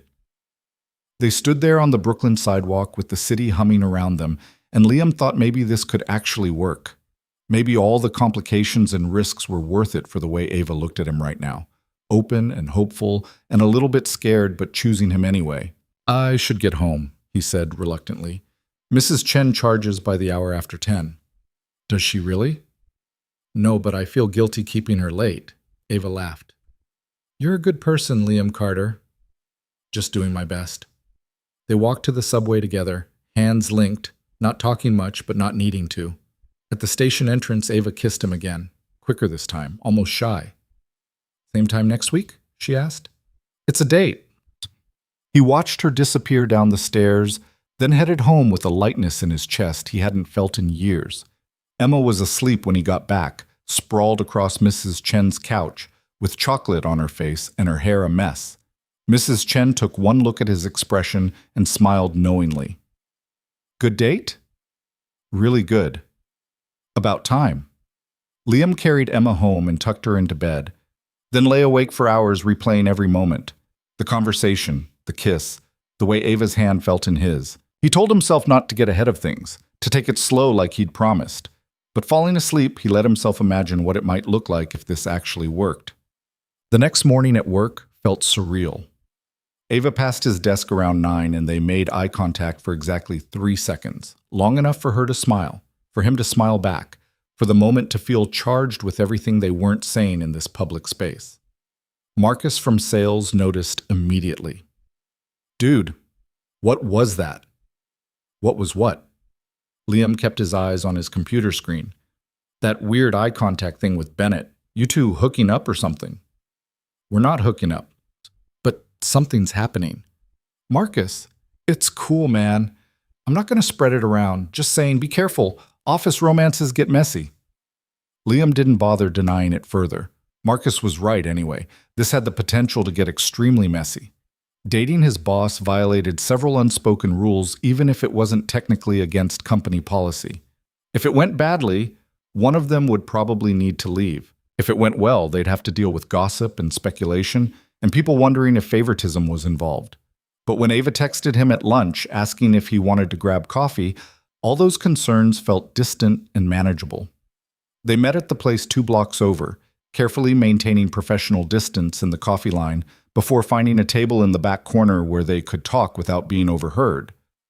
"This is weird, right?" Ava said, stirring sugar into her coffee, pretending nothing's changed when everything's changed. "Extremely weird. How do we handle this at work?" "Carefully. Professionally. No special treatment, no obvious favoritism, nothing that makes people think your judgment is compromised. So business as usual until we figure out if this is actually going somewhere." "Yeah." Liam sipped his coffee. "And if it does go somewhere, we tell HR. Get ahead of any potential issues. You've thought about this." "I was up until 2 a.m. thinking about this." Ava smiled. "Me too. Also, I may have researched company dating policies just to be safe." "And?" "Nothing prohibits it as long as there's no direct reporting relationship and full disclosure to HR. You report to Marcus, not me, so technically we're clear." "Technically. Technically is better than nothing." They finished their coffee while carefully avoiding any topics that might reveal their relationship to nearby coworkers. It felt ridiculous and thrilling at the same time, like they were teenagers sneaking around, except with more at stake than detention. Back at the office, Liam buried himself in work and tried not to watch Ava move through the department. He failed repeatedly. She caught him looking twice, and both times he pretended to be staring at something past her, which fooled absolutely no one. By Friday, Marcus had confirmed his suspicions without Liam saying a word. "You're terrible at hiding it." "I'm not hiding anything." "You look at her like Emma looks at cookies. It's obvious." Liam dropped his head to his desk. "Is everyone noticing?" "Probably, but most people are too wrapped up in their own drama to care about yours." Marcus leaned against the cubicle wall. "Seriously, though, be careful. Bennett's got a lot of pressure on her. Family expectations, company politics, all that stuff. You sure you want to get tangled up in it?" "Too late. Already tangled." "Then good luck, man. You're gonna need it." The warning stayed with Liam through the weekend. He and Ava texted frequently. Nothing romantic, just casual conversation that felt intimate because of what was underneath it. She sent him photos of her mother's latest setup attempt, a finance guy who apparently collected antique watches and wouldn't stop talking about market volatility. Liam sent back a picture of Emma covered in paint after an art project that had gotten enthusiastically out of control. Sunday afternoon, Ava showed up at his apartment without warning. Emma answered the door, eyes going wide. "Miss Ava." "Hi, Emma. Is your dad home?" "He's fixing the sink. It's making angry noises." Liam emerged from the bathroom, wrench in hand, surprised to find Ava standing in his living room looking nervous. "Everything okay? Can we talk? I know this isn't planned, but I needed to see you." Emma looked between them with obvious interest. Liam made a quick decision. "Bug, why don't you go work on your puzzle in your room for a bit?" "But I want to hear the grown-up talk." Emma. "Fine." She grabbed her puzzle box with dramatic resignation. "But if you're talking about kissing, that's gross, and I don't want to know about it." She stomped off to her room, leaving Liam and Ava trying not to laugh. "She's got opinions," Ava said. "She's got a lot of opinions." Liam set down the wrench. "What's going on? You look stressed." "My mother invited me to dinner tonight, family dinner, very formal, and she mentioned she's bringing someone she wants me to meet." "Another setup?" "Definitely another setup. And I don't know how to tell her I'm not interested because that would require explaining why, and I'm not ready to tell my family about you yet." The words landed with unexpected weight. Liam had known this would be complicated, but hearing Ava say out loud that she wasn't ready to tell her family about him drove home exactly how different their worlds were. "I get it," he said, trying to keep his voice neutral. "Your family has expectations. I don't exactly fit the profile. It's not that simple. Isn't it? Ava, I'm a single dad working in operations. I barely make enough to cover rent and Emma's expenses. Your family's name is on a building in Midtown. We're not exactly in the same league. Stop doing that." Ava's voice sharpened. "Stop making yourself smaller than you are. You're kind and intelligent and a great father. That matters more than any stupid pedigree my family cares about. But you're still not ready to tell them about me. Because they'll make this harder than it needs to be. They'll have opinions and concerns, and they'll pressure me to end it before it even has a chance to begin."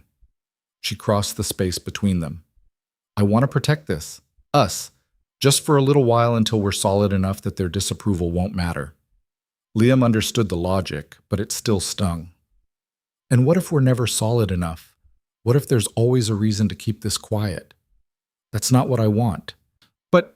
But it's what's happening." They stared at each other, the first real conflict settling between them like fog. Emma's door opened slightly. She was definitely listening, and Liam sighed.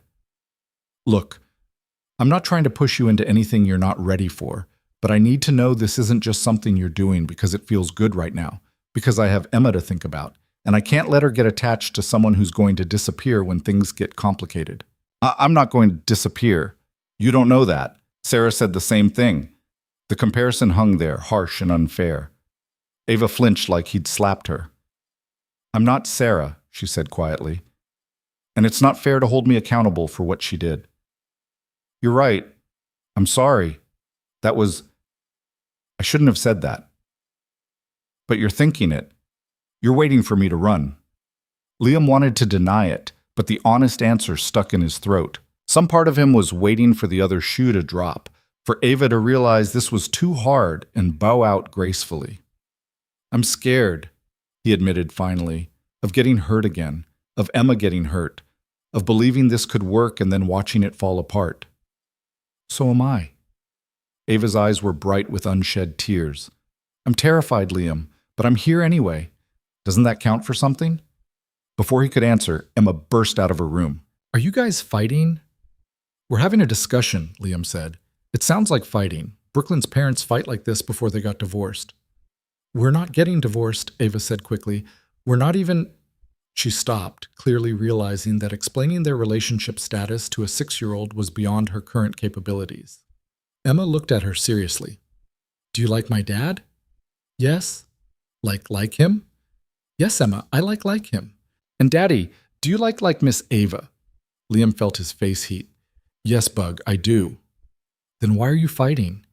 "Because grown-up relationships are complicated," Liam tried to explain. "Sometimes people need to talk through hard stuff." "That's dumb. If you like each other, you should just be happy." Out of the mouths of 6-year-olds. Liam and Ava looked at each other, and despite everything, they both started laughing. "She's right," Ava said. "This is dumb. Completely dumb. I don't want to go to my mother's dinner. I want to stay here and help you fix your angry sink and maybe order pizza if that's okay with Emma." Emma perked up immediately. "Pizza is always okay with me." "Then that's settled." Ava pulled out her phone and texted her mother a polite excuse, then turned back to Liam. "I know you're scared. I am too. But I'm choosing to be here anyway. Can that be enough for now?" Liam thought about all the reasons to say no, to protect himself and Emma from potential hurt. Then he thought about how Ava had shown up to help with Emma's birthday party, how she'd sat through hours of chaotic children without complaining, how she looked at him like he mattered. "Yeah," he said. "It can be enough." Emma cheered. Ava smiled, relief evident on her face. And Liam went back to fixing the sink while they ordered pizza and pretended everything was simple. It wasn't simple. But watching Ava help Emma with her puzzle while they waited for food, listening to them laugh together, seeing how naturally they fit into his small, chaotic life, maybe simple was overrated anyway. Later, after Emma was in bed and Ava was getting ready to leave, she paused at the door. I meant what I said. I'm not running. I know.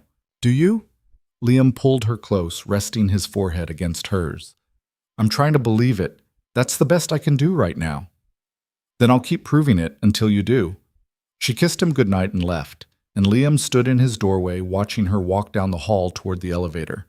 She looked back once, smiled, and disappeared from view. He went to bed that night still scared but also hopeful. Maybe they could make this work. Maybe all the complications, the office politics, the family expectations, the ghosts of past relationships, maybe none of it mattered as much as the simple fact that they wanted to try.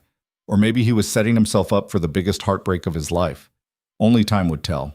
The weeks that followed fell into a careful rhythm.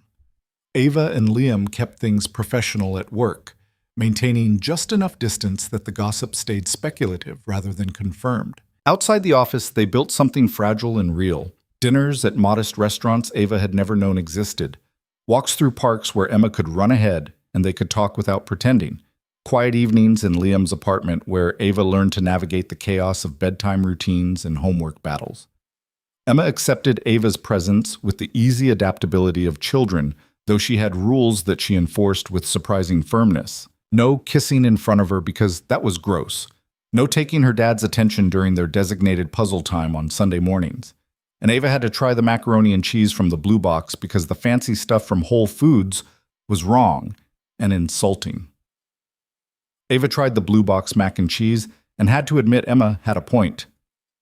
It's aggressively orange, she said, staring at her bowl. That's how you know it's good, Emma explained seriously. If it's not orange enough to hurt your eyes, it's not real. Liam watched them from across his tiny kitchen table, feeling something shift in his chest. This wasn't just dating anymore. This was Ava fitting into the life he'd built, adjusting to Emma's quirks and his apartment's limitations, and the reality that romance with a single parent meant sharing space with chicken nuggets and animated movies, and a kid who had opinions about everything. Most people wouldn't have lasted a week. Ava had made it 5. But the cracks were starting to show. The first real fracture came on a Tuesday in late November. Liam was buried in quarterly reports when Marcus appeared at his desk looking uncomfortable. Bennett wants to see you in her office. Liam's stomach dropped. They'd been so careful. Did she say why? Nope. But she looked stressed. Might be about the Morgan account. I heard there were issues with the numbers. The Morgan account was Liam's project, a complex reconciliation that had been giving him headaches for weeks. He grabbed his laptop and headed to Ava's office, trying to ignore the curious looks from coworkers who'd noticed the summons. Ava's door was closed. He knocked, and her voice came through sharp and tense. Come in. She sat behind her desk, looking every inch the executive, hair pulled back, expression neutral, the warmth he'd gotten used to completely absent. For a second, Liam felt like he'd stepped back in time to before Thursday night rescues and shared confidences. Close the door. He did, setting his laptop on the chair. Marcus said there's an issue with Morgan. There's a significant discrepancy in the final numbers you submitted. $300,000 that don't reconcile with the source documents. Her voice was professional, clipped. I need you to explain how that happened. Liam's mind raced through the spreadsheets he'd been staring at for weeks. I triple-checked those numbers. Everything balanced when I submitted the report.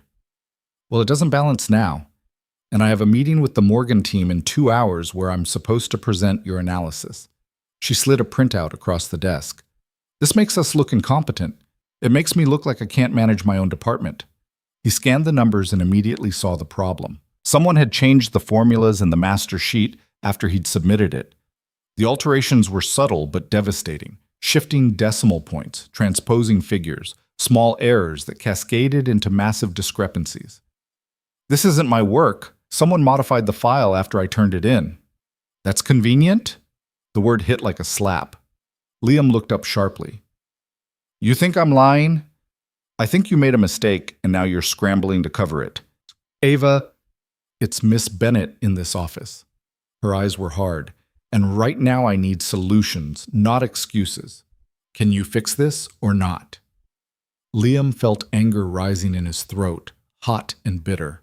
This was what he'd been afraid of, that their relationship would complicate everything, that she'd question his competence because they were sleeping together, that he'd never be taken seriously as anything but the guy dating the boss. "I can fix it," he said, voice tight. "But I didn't break it.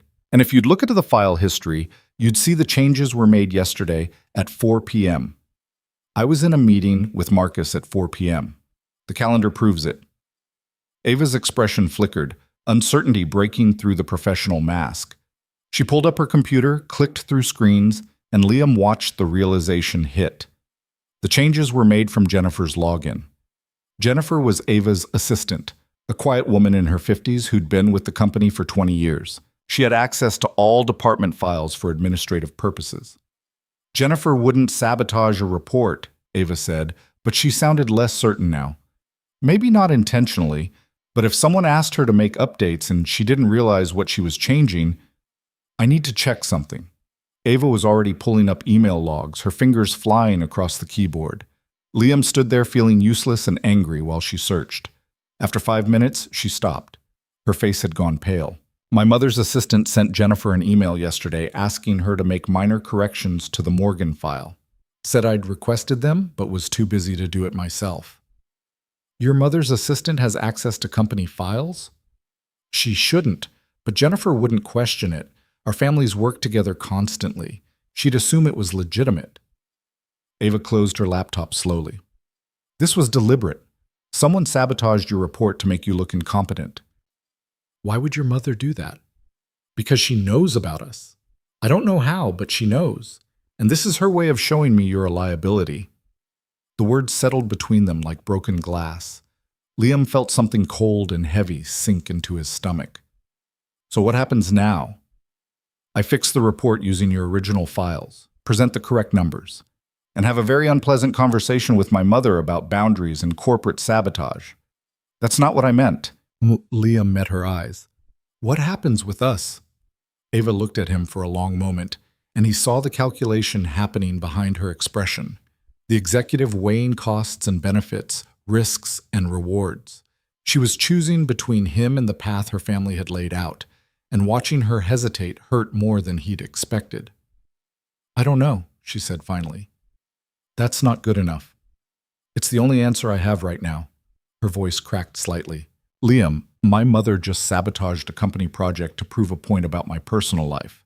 She's willing to damage Bennett Tower's reputation to get me to break up with you. Do you understand how insane that is?" "I understand that you're letting her win. I'm trying to navigate an impossible situation." "By what? Pretending I don't exist? Keeping me hidden like I'm something to be ashamed of?" "That's not fair, isn't it?" Liam grabbed his laptop. "You wanted me to fix your numbers. They'll be on your desk in an hour. But maybe after your meeting, you should think about whether this is actually worth fighting for, because I can't keep being your secret." He left before she could respond, anger and hurt warring in his chest. The walk back to his desk felt endless, every coworker's glance feeling like judgment, even though they couldn't possibly know what had just happened. Marcus took one look at his face and wisely said nothing. Liam spent the next hour rebuilding the Morgan report from his original files, documenting every change that had been made and creating a clear trail showing the sabotage. It was good work, thorough and precise, and he knew Ava would use it to shut down whatever play her mother was making. But fixing the numbers couldn't fix the larger problem. Ava's family saw him as a threat, and she wasn't willing to stand up to them. Not really. Not in any way that mattered. He sent the corrected report at 1:15 and tried to focus on other work. Failed. Stared at his computer screen until the numbers blurred. His phone buzzed at 2:30. "Meeting went well. Your work saved me. Thank you." Liam didn't respond. Another text came 5 minutes later. "Can we talk tonight, after Emma's asleep?" He typed and deleted 3 different responses before settling on the truth. "I don't know if talking will help. Please, I owe you an explanation. You owe me a decision." The 3 dots appeared and disappeared several times. Finally, "You're right, I do." That evening crawled by with agonizing slowness. Emma wanted to practice her reading, so Liam sat with her and listened to her sound out words with fierce concentration. She was getting better, gaining confidence, and he felt the familiar swell of pride that came from watching her grow. This was what mattered, this small person who depended on him. not some impossible relationship with a woman who lived in a different world. But when his phone buzzed at 8:45 with Ava's text saying she was downstairs, his heart still jumped. He let her up. She arrived looking exhausted, her professional armor stripped away to reveal the uncertainty underneath. Emma asleep? Out cold. Long day at school.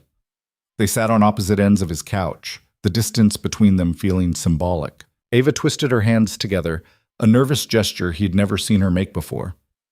I talked to my mother. And?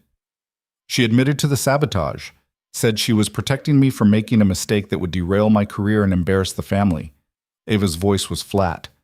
I told her she'd crossed a line and that my personal life was none of her business. She said as long as I work for Bennett Tower, everything I do is the family's business. What did you say to that? I told her she was wrong, that I'm an adult who can make my own choices. Ava finally met his eyes. She said if I continue seeing you, she'll make sure you're fired. Not from the company, she can't do that directly, but she'll make your work life impossible until you quit on your own. Liam had expected something like this, but hearing it confirmed still felt like a punch to the gut. So she wins. No, she doesn't. Ava's voice hardened. Because I'm not breaking up with you to appease her. Ava, let me finish.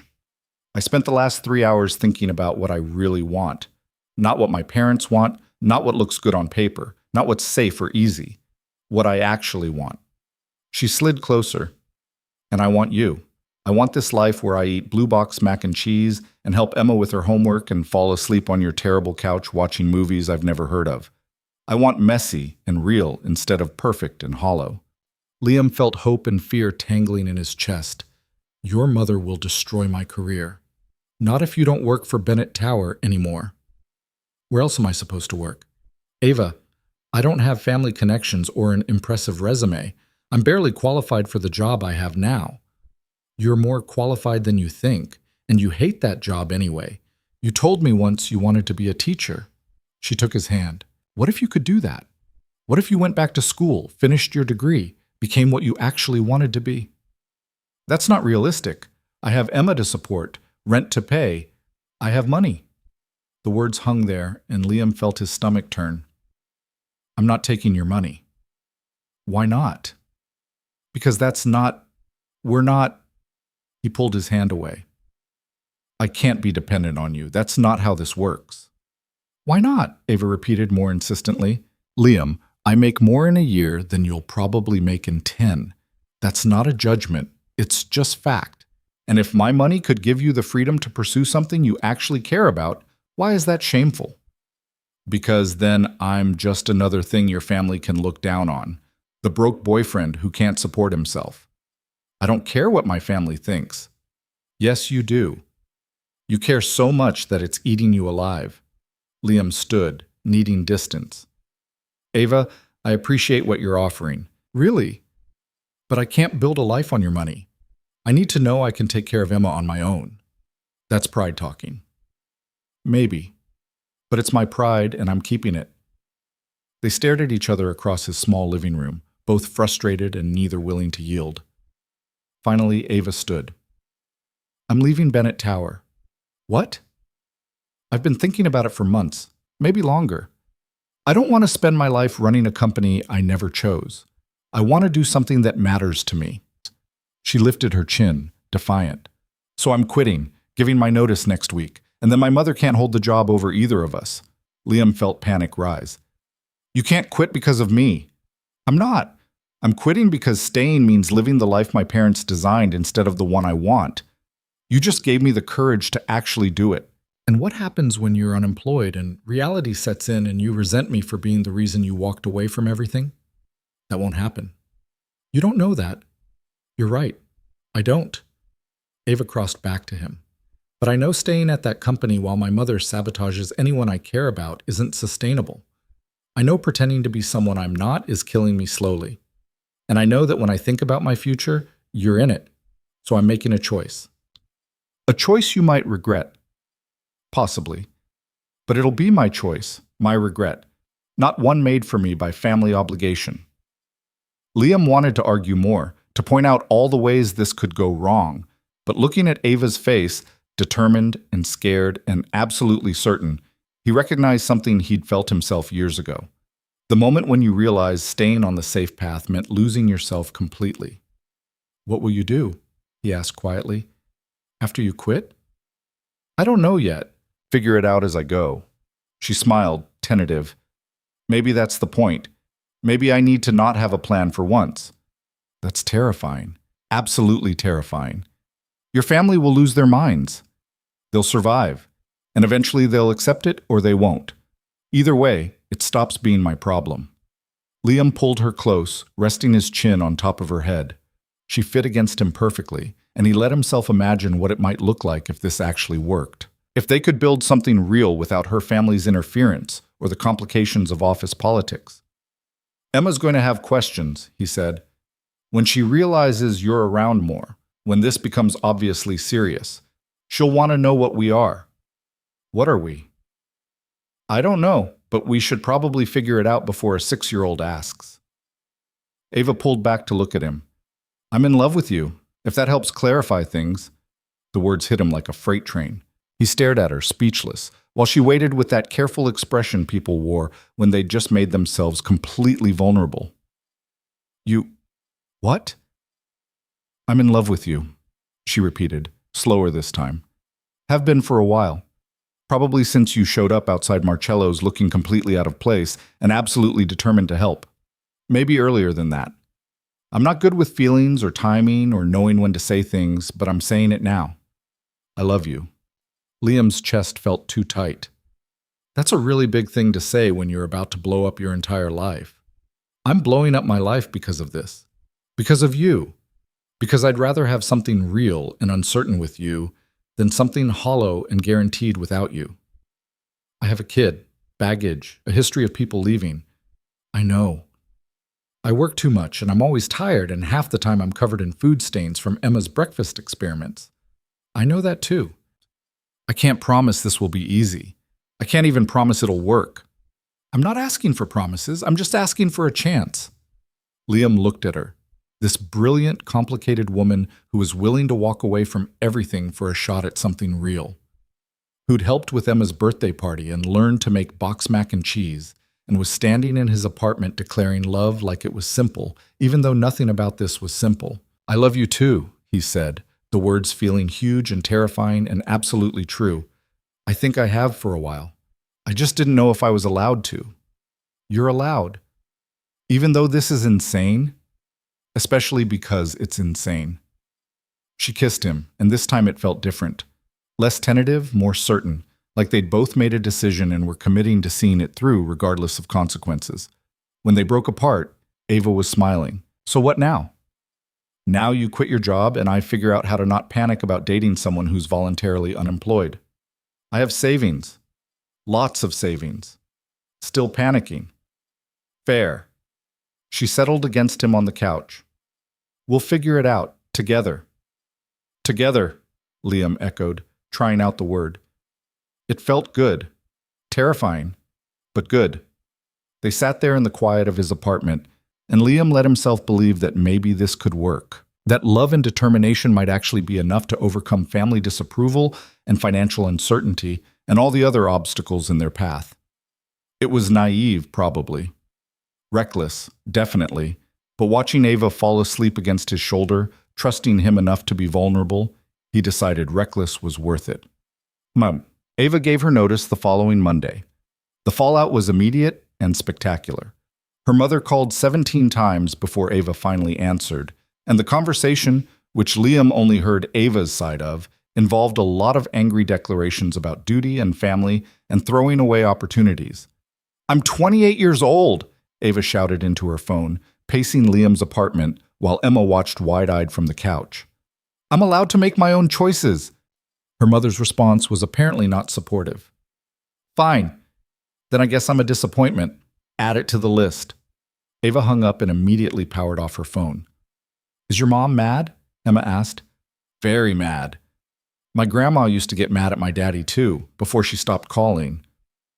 The casual mention of Sarah's mother, a woman who'd cut contact with Liam after her daughter left, made him wince. Emma didn't understand the full context, just knew that some grandparents didn't stick around. I'm sorry that happened, Emma, Ava said gently. It's okay. Daddy says some people don't know how to love right. Maybe your mom is like that too. Ava looked at Liam, something breaking in her expression. Yeah, maybe she is. The next 2 weeks were chaos. Ava worked her notice period while her family mounted an increasingly desperate campaign to change her mind. Her father showed up at her apartment with spreadsheets detailing her career trajectory if she stayed. Her mother sent a family friend who was a therapist to evaluate whether Ava was having some kind of breakdown. Her younger brother called to say she was being selfish and immature. Through it all, Ava held firm. And Liam watched, amazed and terrified in equal measure, as she chose him over everything she'd ever known. But the cost was becoming clear. Ava's mother made good on her threat to make Liam's work life miserable. Small things at first. His projects getting reassigned without explanation, his requests for time off mysteriously denied, meetings scheduled during Emma's school events that he'd specifically blocked out on the calendar. Marcus tried to run interference, but there was only so much he could do against pressure from the Bennett family. By the second week, Liam was seriously considering quitting just to escape the hostile environment. Don't, Ava said when he mentioned it. That's what she wants, for you to quit so she can say you weren't stable enough to handle pressure. Ava, I can't work like this. I know. Just hold on until I'm officially out. Then we'll figure out next steps. We keep saying that. Figure it out, work through it, handle it together, but we don't actually have a plan. Since when do you need a plan for everything? Since I became responsible for a 6-year-old who depends on me having steady income. They were both exhausted, snapping at each other more than usual. The stress was getting to them, and Liam could feel the cracks widening. Ava's last day at Bennett Tower was a Friday. She cleaned out her office, said goodbye to the few coworkers who weren't avoiding her on her mother's orders, and walked out at 5 p.m. with a box of personal items and no plan for what came next. Liam met her outside the building. She looked shell-shocked, like she couldn't quite believe what she'd done. I'm unemployed, she said. Yep. I just walked away from a 6-figure salary and a career my family spent my whole life building. You did. I might be having a panic attack. That's normal. She set down her box and wrapped her arms around him, holding on tight. Tell me this was the right choice. I can't tell you that. Only you know if it was right. That's not helpful. Sorry. They stood there on the sidewalk with rush-hour crowds flowing around them, and Liam felt the weight of what they were trying to do. This wasn't just dating anymore. This was Ava rebuilding her entire life, and him trying to figure out how to support someone who'd given up everything for a chance at something real. What do we do now? Ava asked. We go home, have dinner, not think about the future for a few hours. Who's home? The question caught him off guard. They'd been splitting time between apartments, but that was temporary. Eventually, they'd need to figure out something more permanent. Mine tonight, Liam decided.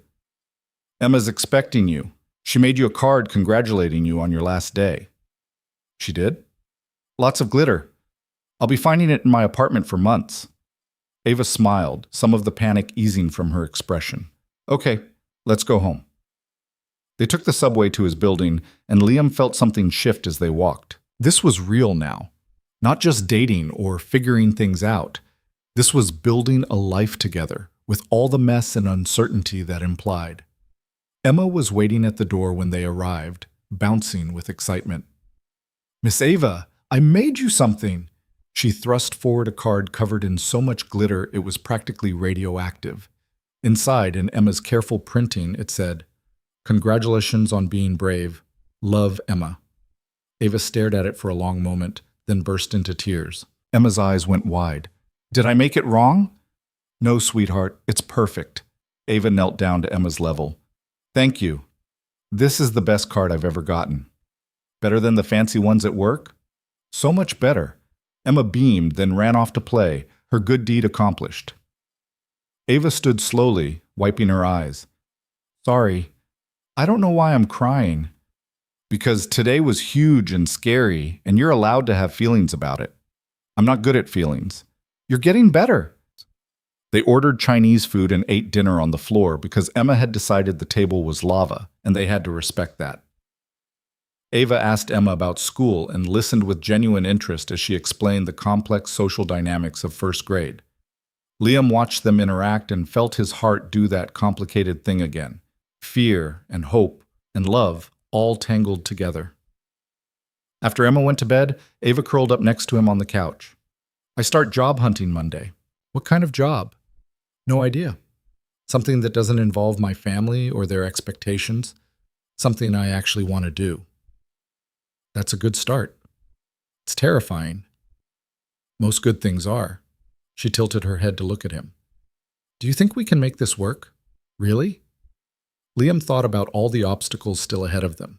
His job situation, her family's disapproval, the logistics of combining their lives, the ever-present fear that it would all fall apart. But he also thought about how Ava had walked away from everything to be here, how Emma had accepted her without reservation, how right it felt to have her in his space. I think we have a chance, he said honestly. That's all I can promise. A chance is enough. She kissed him, and for the first time in weeks, Liam let himself relax. They'd figure it out. Together. One day at a time. It wouldn't be easy. But maybe that was the point. 3 months after Ava left Bennett Tower, Liam submitted his resignation. Not because of her mother's campaign, though that had intensified to the point where even Marcus couldn't shield him anymore, but because he'd finally admitted something to himself that had been building for years.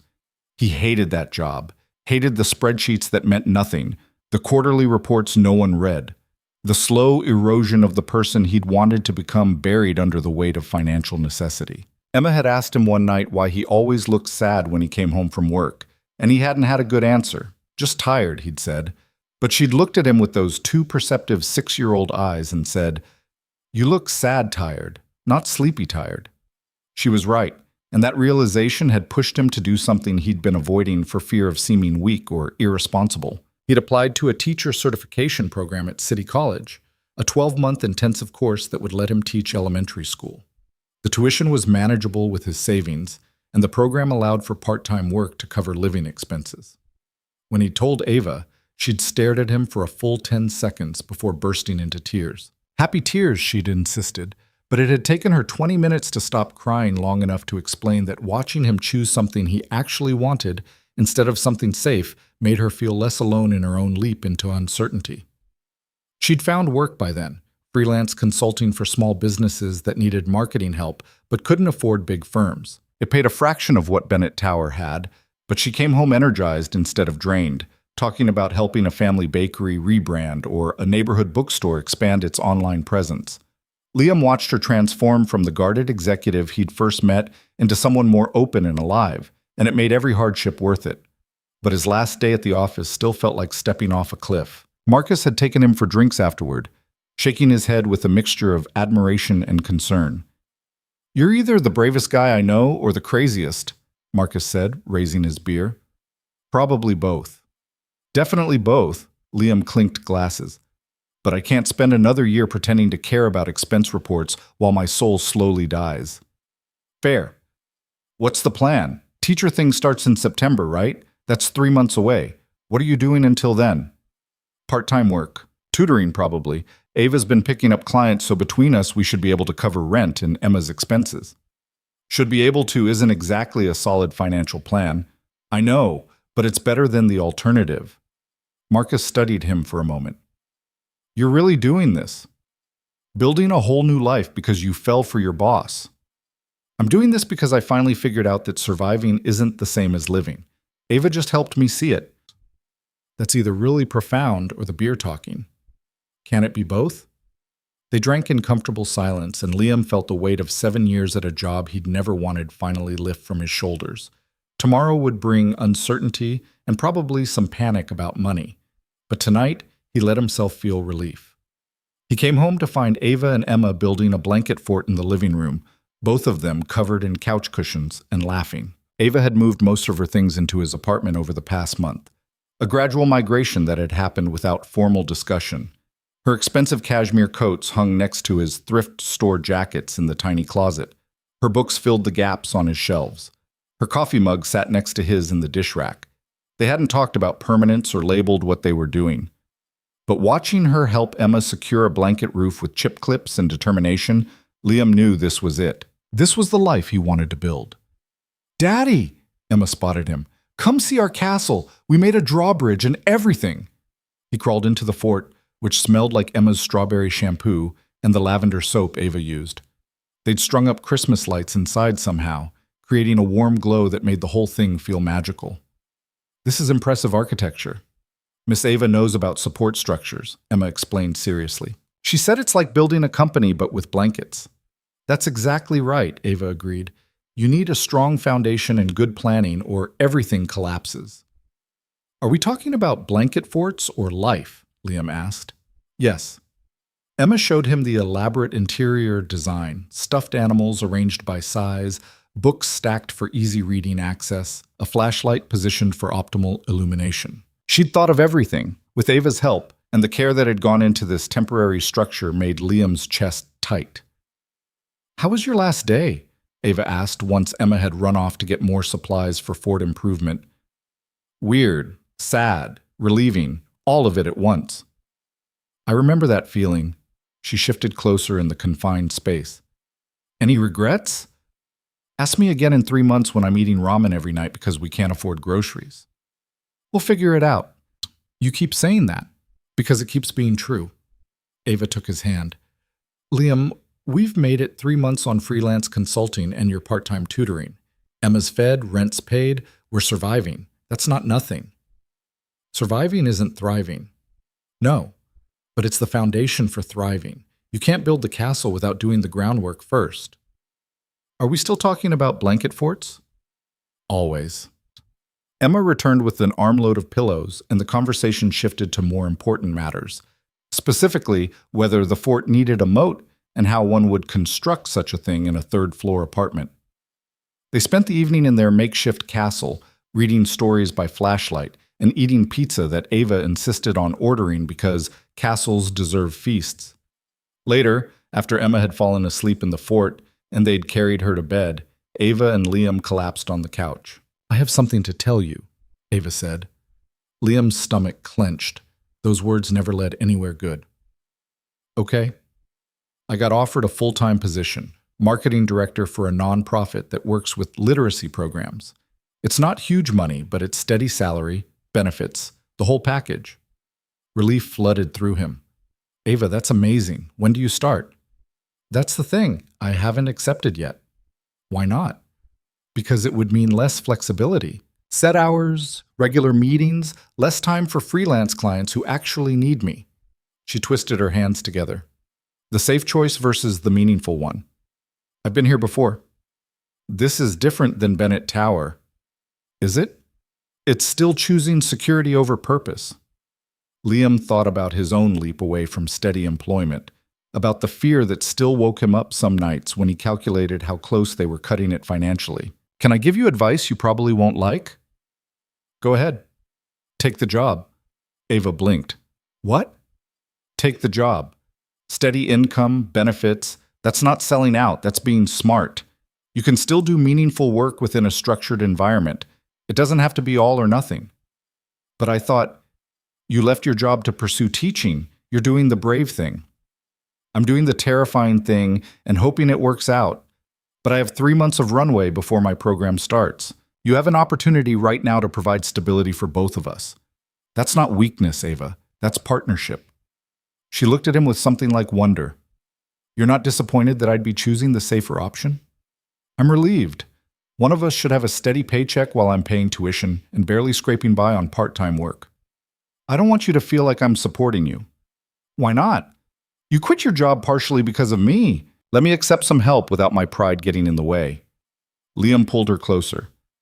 We're building this together, remember? That means sometimes you take the leap and sometimes I do, and sometimes one of us needs to be the safety net while the other one flies. Ava was quiet for a long moment. When did you get so wise? Probably around the time a 6-year-old explained that I looked sad tired and made me reevaluate my entire life. Emma's pretty smart. Terrifyingly smart. Ava accepted the nonprofit position the next day, and the shift in their household was immediate and palpable. Suddenly, they had health insurance, a predictable income, the ability to plan more than 1 month ahead. Liam threw himself into tutoring work and preparing for his certification program, and the weeks blurred together in a haze of lesson plans and Emma's summer activities and trying to build something sustainable from the wreckage of their former lives. Ava's family remained conspicuously absent. Her mother had stopped calling after a final confrontation where Ava had made it clear she wasn't coming back to Bennett Tower under any circumstances.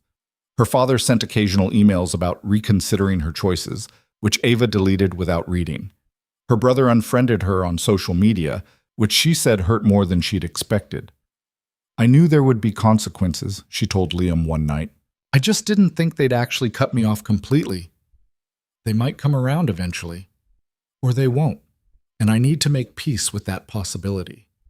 It was a grief Liam understood, the loss of family not through death but through disappointment, through choosing a path they couldn't accept.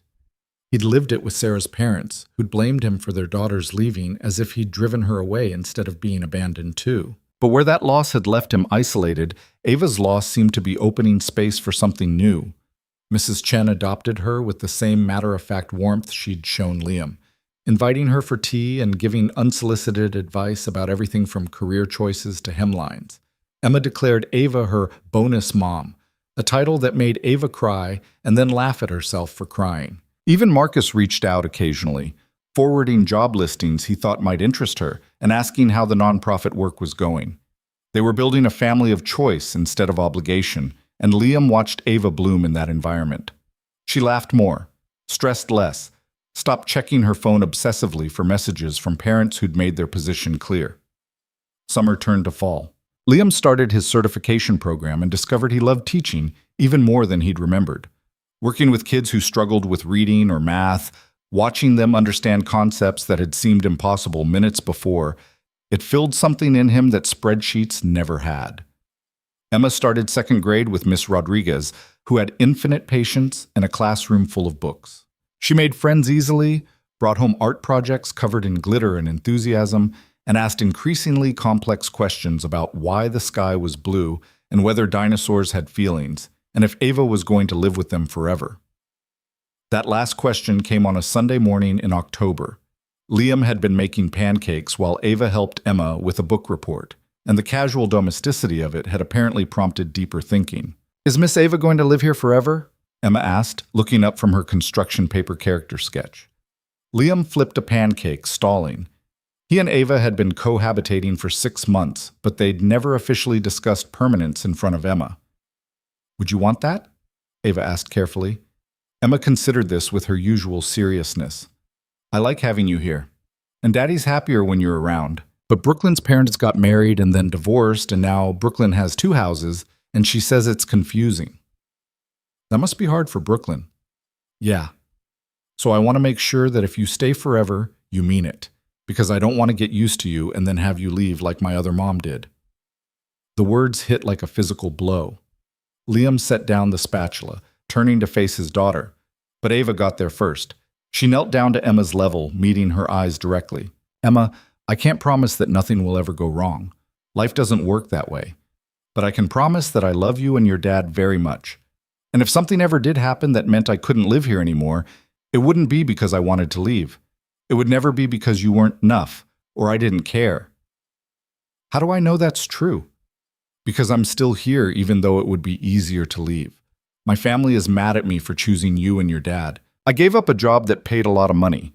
I moved into this apartment even though it's smaller than my old place and the bathroom sink makes weird noises." Ava smiled. "I stayed through all the hard parts because I want to be here. That's how you know." Emma processed this, her face scrunched in concentration. "Okay, you can stay forever. Thank you for the permission." "You're welcome. Can we have chocolate chips in the pancakes?" Just like that, the existential crisis was over, and they were back to breakfast negotiations. But Liam caught Ava's eye over Emma's head and saw his own emotions reflected there. Fear and love, and the weight of a 7-year-old's trust placed in hands that desperately wanted to be worthy of it. That night, after Emma was asleep, they talked. "I meant what I said," Ava told him. "I'm not leaving."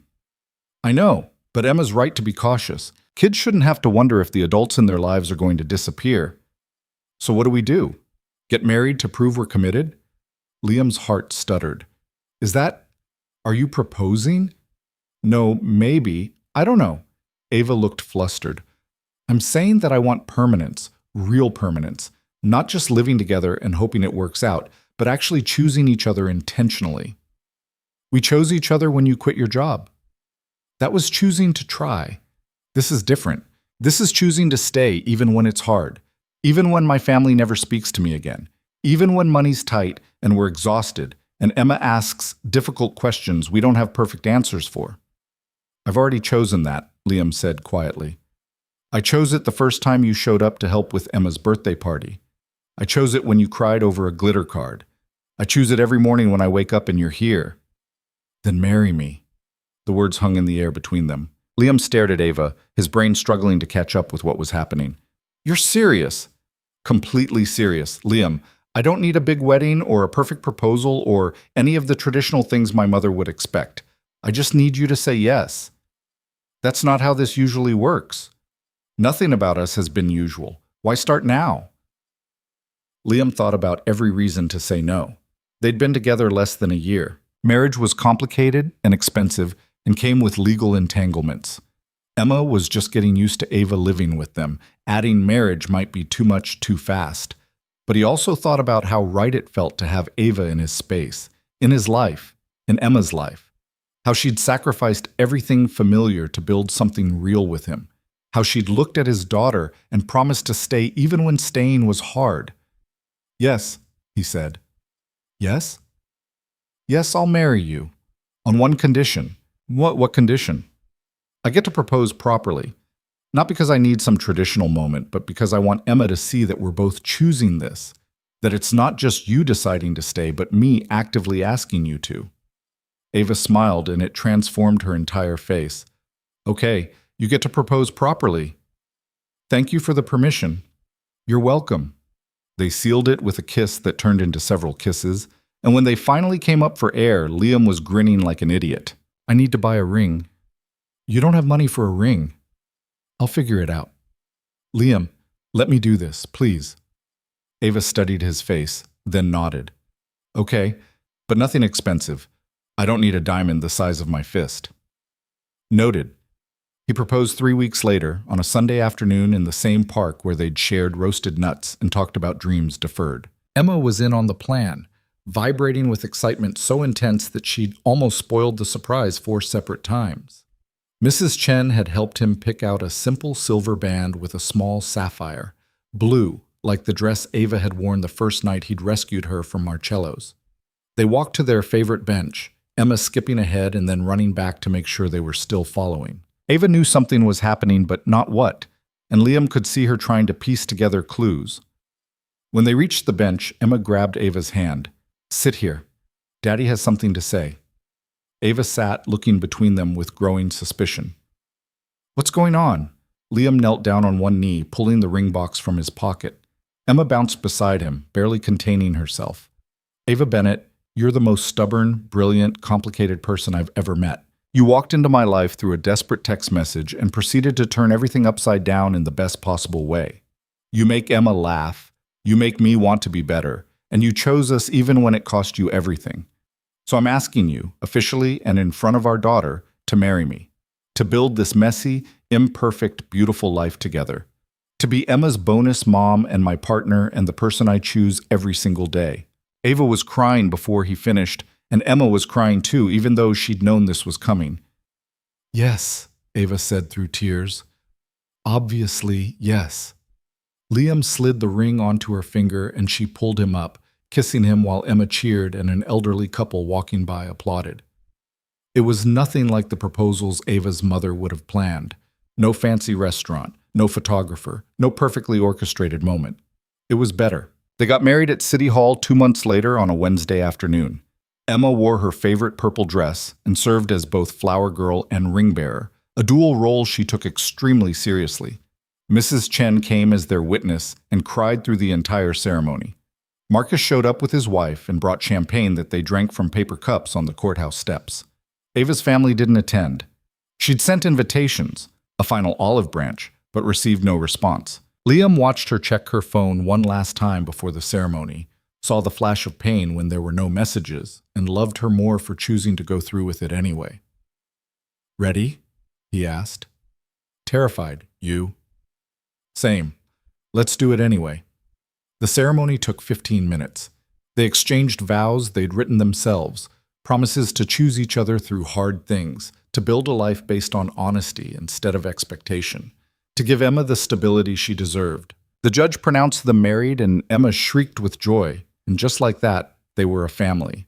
Not a conventional family, not the kind that appeared in Bennett Towers' polished PR materials or fit neatly into societal expectations, but real and chosen and built on a foundation of people who decided that love mattered more than approval. They celebrated with pizza at Emma's favorite place, the one with the games in the back and the staff who knew their order by heart. Emma played skee-ball while Liam and Ava sat in a sticky booth, wedding rings catching the fluorescent light. No regrets? Liam asked. None. You? I married a woman who proposed to me first and quit her job to pursue meaning over money. Regret isn't really in the equation. Good answer. 6 months later, Liam graduated from his certification program and accepted a position teaching 3rd grade at Emma's school. The salary was modest, but combined with Ava's nonprofit income, they could finally breathe. They moved to a slightly larger apartment in the same building. 2 bedrooms, a kitchen where they could both cook without colliding, a bathroom with a sink that didn't make concerning noises. Emma got her own room for the first time, which she decorated with book posters and string lights, and a reading corner Ava helped her design. She still crawled into their bed some nights, especially after bad dreams, and neither of them had the heart to enforce boundaries when she looked so small and needed comfort. Ava started volunteering with the literacy nonprofit she worked for, tutoring kids who struggled with reading. She'd come home energized from those sessions, talking about breakthroughs and small victories with the same passion she'd once reserved for quarterly earnings reports. Liam loved teaching more than he'd imagined possible. The kids were exhausting and hilarious and occasionally maddening, but watching them learn made every frustration worthwhile. He understood now what he'd given up when he'd chosen financial stability over purpose, and he was grateful for the detour because it had led him here. 1 year after their courthouse wedding, Ava came home with news. My father called. Liam looked up from the papers he was grading. What did he want? To apologize. Sort of. He said my mother has been impossible since I left, that the company's struggling without me, and maybe they'd been too hasty in cutting me off. That's not exactly a heartfelt apology. No, but it's an opening. Ava sat down next to him. He wants to meet, have dinner, see Emma, get to know you properly instead of through my mother's biased reporting. What do you want? I don't know. Part of me wants to tell him it's too late, that he had a year to reach out and chose family loyalty over me. But part of me misses them, misses having parents even if they're difficult ones. Then have dinner, see what happens, but don't go alone. You'll come with me? We're a package deal now. He wants back in your life. He gets all of us. They met at a restaurant Ava's father chose, upscale but not ostentatious, a neutral territory that felt like a peace offering.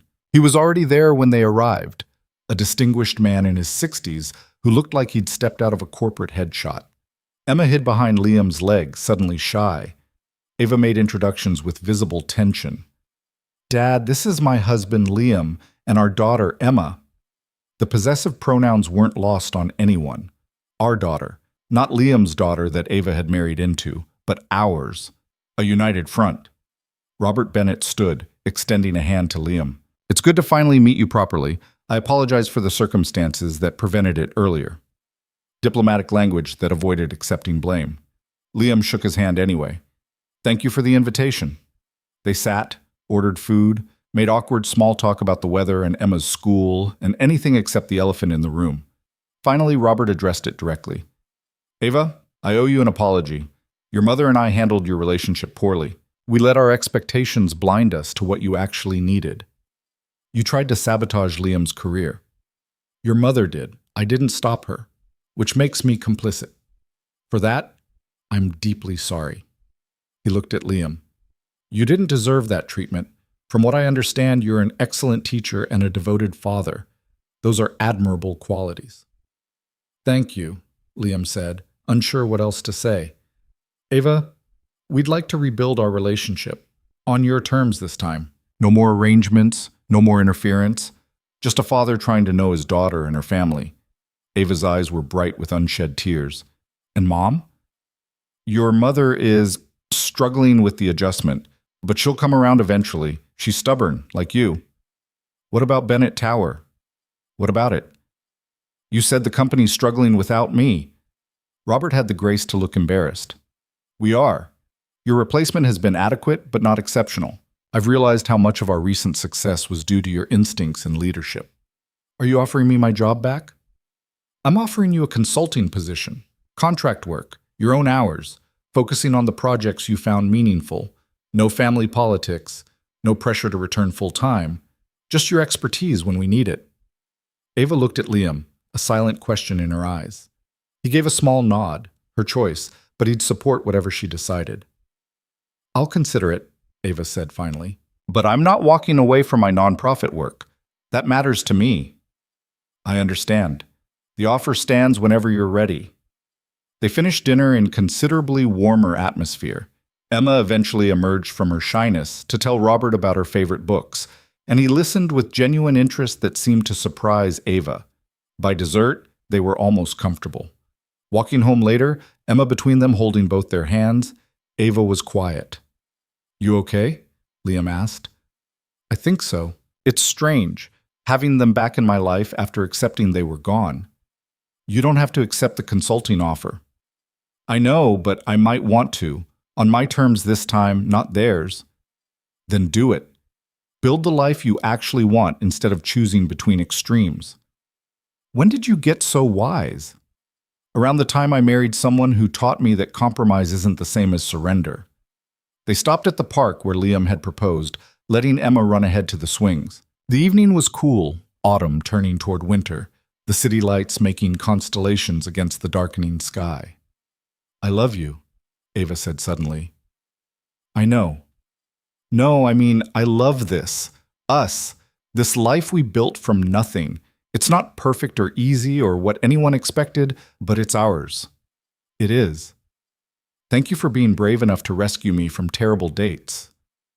Thank you for being desperate enough to text me. They stood there watching Emma swing higher and higher, fearless and laughing, and Liam thought about how far they'd come.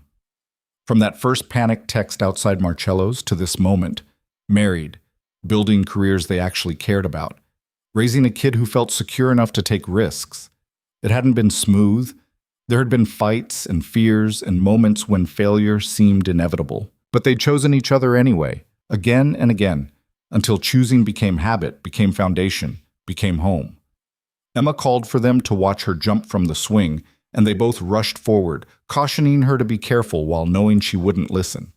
She jumped anyway, landing hard but triumphant, and they praised her bravery while checking for injuries. This was it, Liam realized. This messy, imperfect, beautiful life they'd built together. Not because it was easy or expected or approved by anyone's parents, but because they'd decided it was worth fighting for. And it was. Every difficult conversation, every financial struggle, every moment of doubt, all of it was worth it for nights like this, standing in a park with his wife and daughter, watching them laugh together in the fading light. They walked home as the streetlights flickered on, Emma chattering about her successful jump and already planning her next feat of daring. Ava's hand found Liam's, their fingers intertwining with the ease of practice. What are you thinking about? She asked. How none of this was part of the plan. Single dad working a job I hated, never expecting to find someone who'd choose this chaos. And I'm grateful for every detour that led me here. Even the hard parts? Especially the hard parts. They're what made this possible. Ava squeezed his hand, and they continued walking through their neighborhood, past the diner where they'd shared their first real conversation, past the bodega where they bought emergency milk at midnight, past all the small, ordinary places that had become landmarks in their story. At their building, Mrs. Chen was watering her plants on the fire escape. She waved when she saw them, calling down that she'd made extra dumplings if they were hungry. We just ate, Ava called back. But thank you. I'll save them for tomorrow then. Emma can have them after school. This was family too, Liam thought. Not just the people who shared your blood or your last name, but the ones who showed up, who saved dumplings and watched your kid and cared about the small details of your daily life.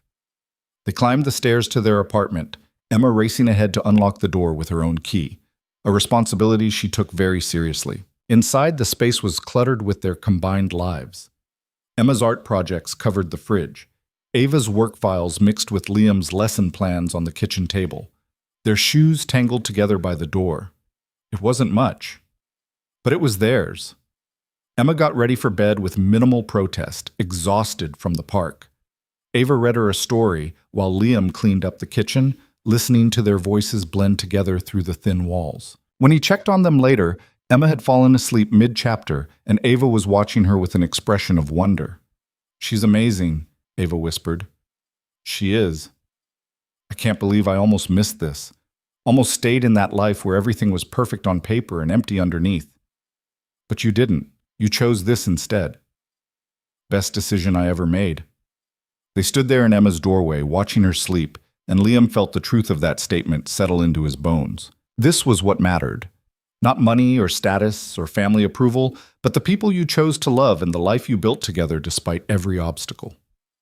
Later, lying in bed with Ava curled against him, Liam thought about the journey that had brought them here. The desperate text message that had started everything. The Thursday night rescues that had revealed who they really were beneath professional masks. The moment she'd chosen him over everything familiar. The fear and faith required to build something real from the wreckage of expected lives. "Liam?" Ava's voice was sleepy. "Yeah? I'm glad it was you, outside Marcello's that night. I'm glad I texted you and not someone else." "Me too. Think we would have found each other eventually, if that night hadn't happened?" "I don't know, maybe, but I'm grateful we didn't have to wait to find out." She was quiet for a moment. "I used to think happiness required perfect circumstances. Right job, right partner, right family approval, all the pieces fitting together exactly. And now? Now I think happiness is choosing imperfect circumstances with the right person and deciding that's enough." "Is it? Enough?" "More than enough. It's everything." Liam kissed the top of her head, breathing in the familiar scent of her shampoo mixed with Emma's strawberry soap because they'd been playing earlier. This was his life now. Not the one he'd planned, not the one anyone expected, but the one he'd chosen. And that choice, that daily decision to show up and try and love even when it was hard, was the bravest thing he'd ever done. Outside, the city hummed its endless song. Cars honked, sirens wailed in the distance, voices carried through walls too thin for privacy. All the noise and chaos of life happening simultaneously in millions of apartments just like this one. But here, in their small corner of the world, there was peace. The kind of peace that came from knowing you were exactly where you belonged, with exactly who you belonged with, building exactly the life that mattered. Ava's breathing deepened into sleep. Liam lay awake a while longer, listening to her breathe, thinking about the courage it took to walk away from everything safe in pursuit of something real. About the fear and faith required to choose love over expectation, purpose over prestige, mess over perfection. They'd made it. Against odds and obstacles, through family disapproval and financial uncertainty, past every reasonable moment to quit and play it safe, they'd built something that lasted. Not because it was easy, not because anyone approved or understood or paved the way, but because they'd decided it was worth fighting for and then fought for it anyway. And that, Liam thought as he finally drifted toward sleep, was the only victory that mattered.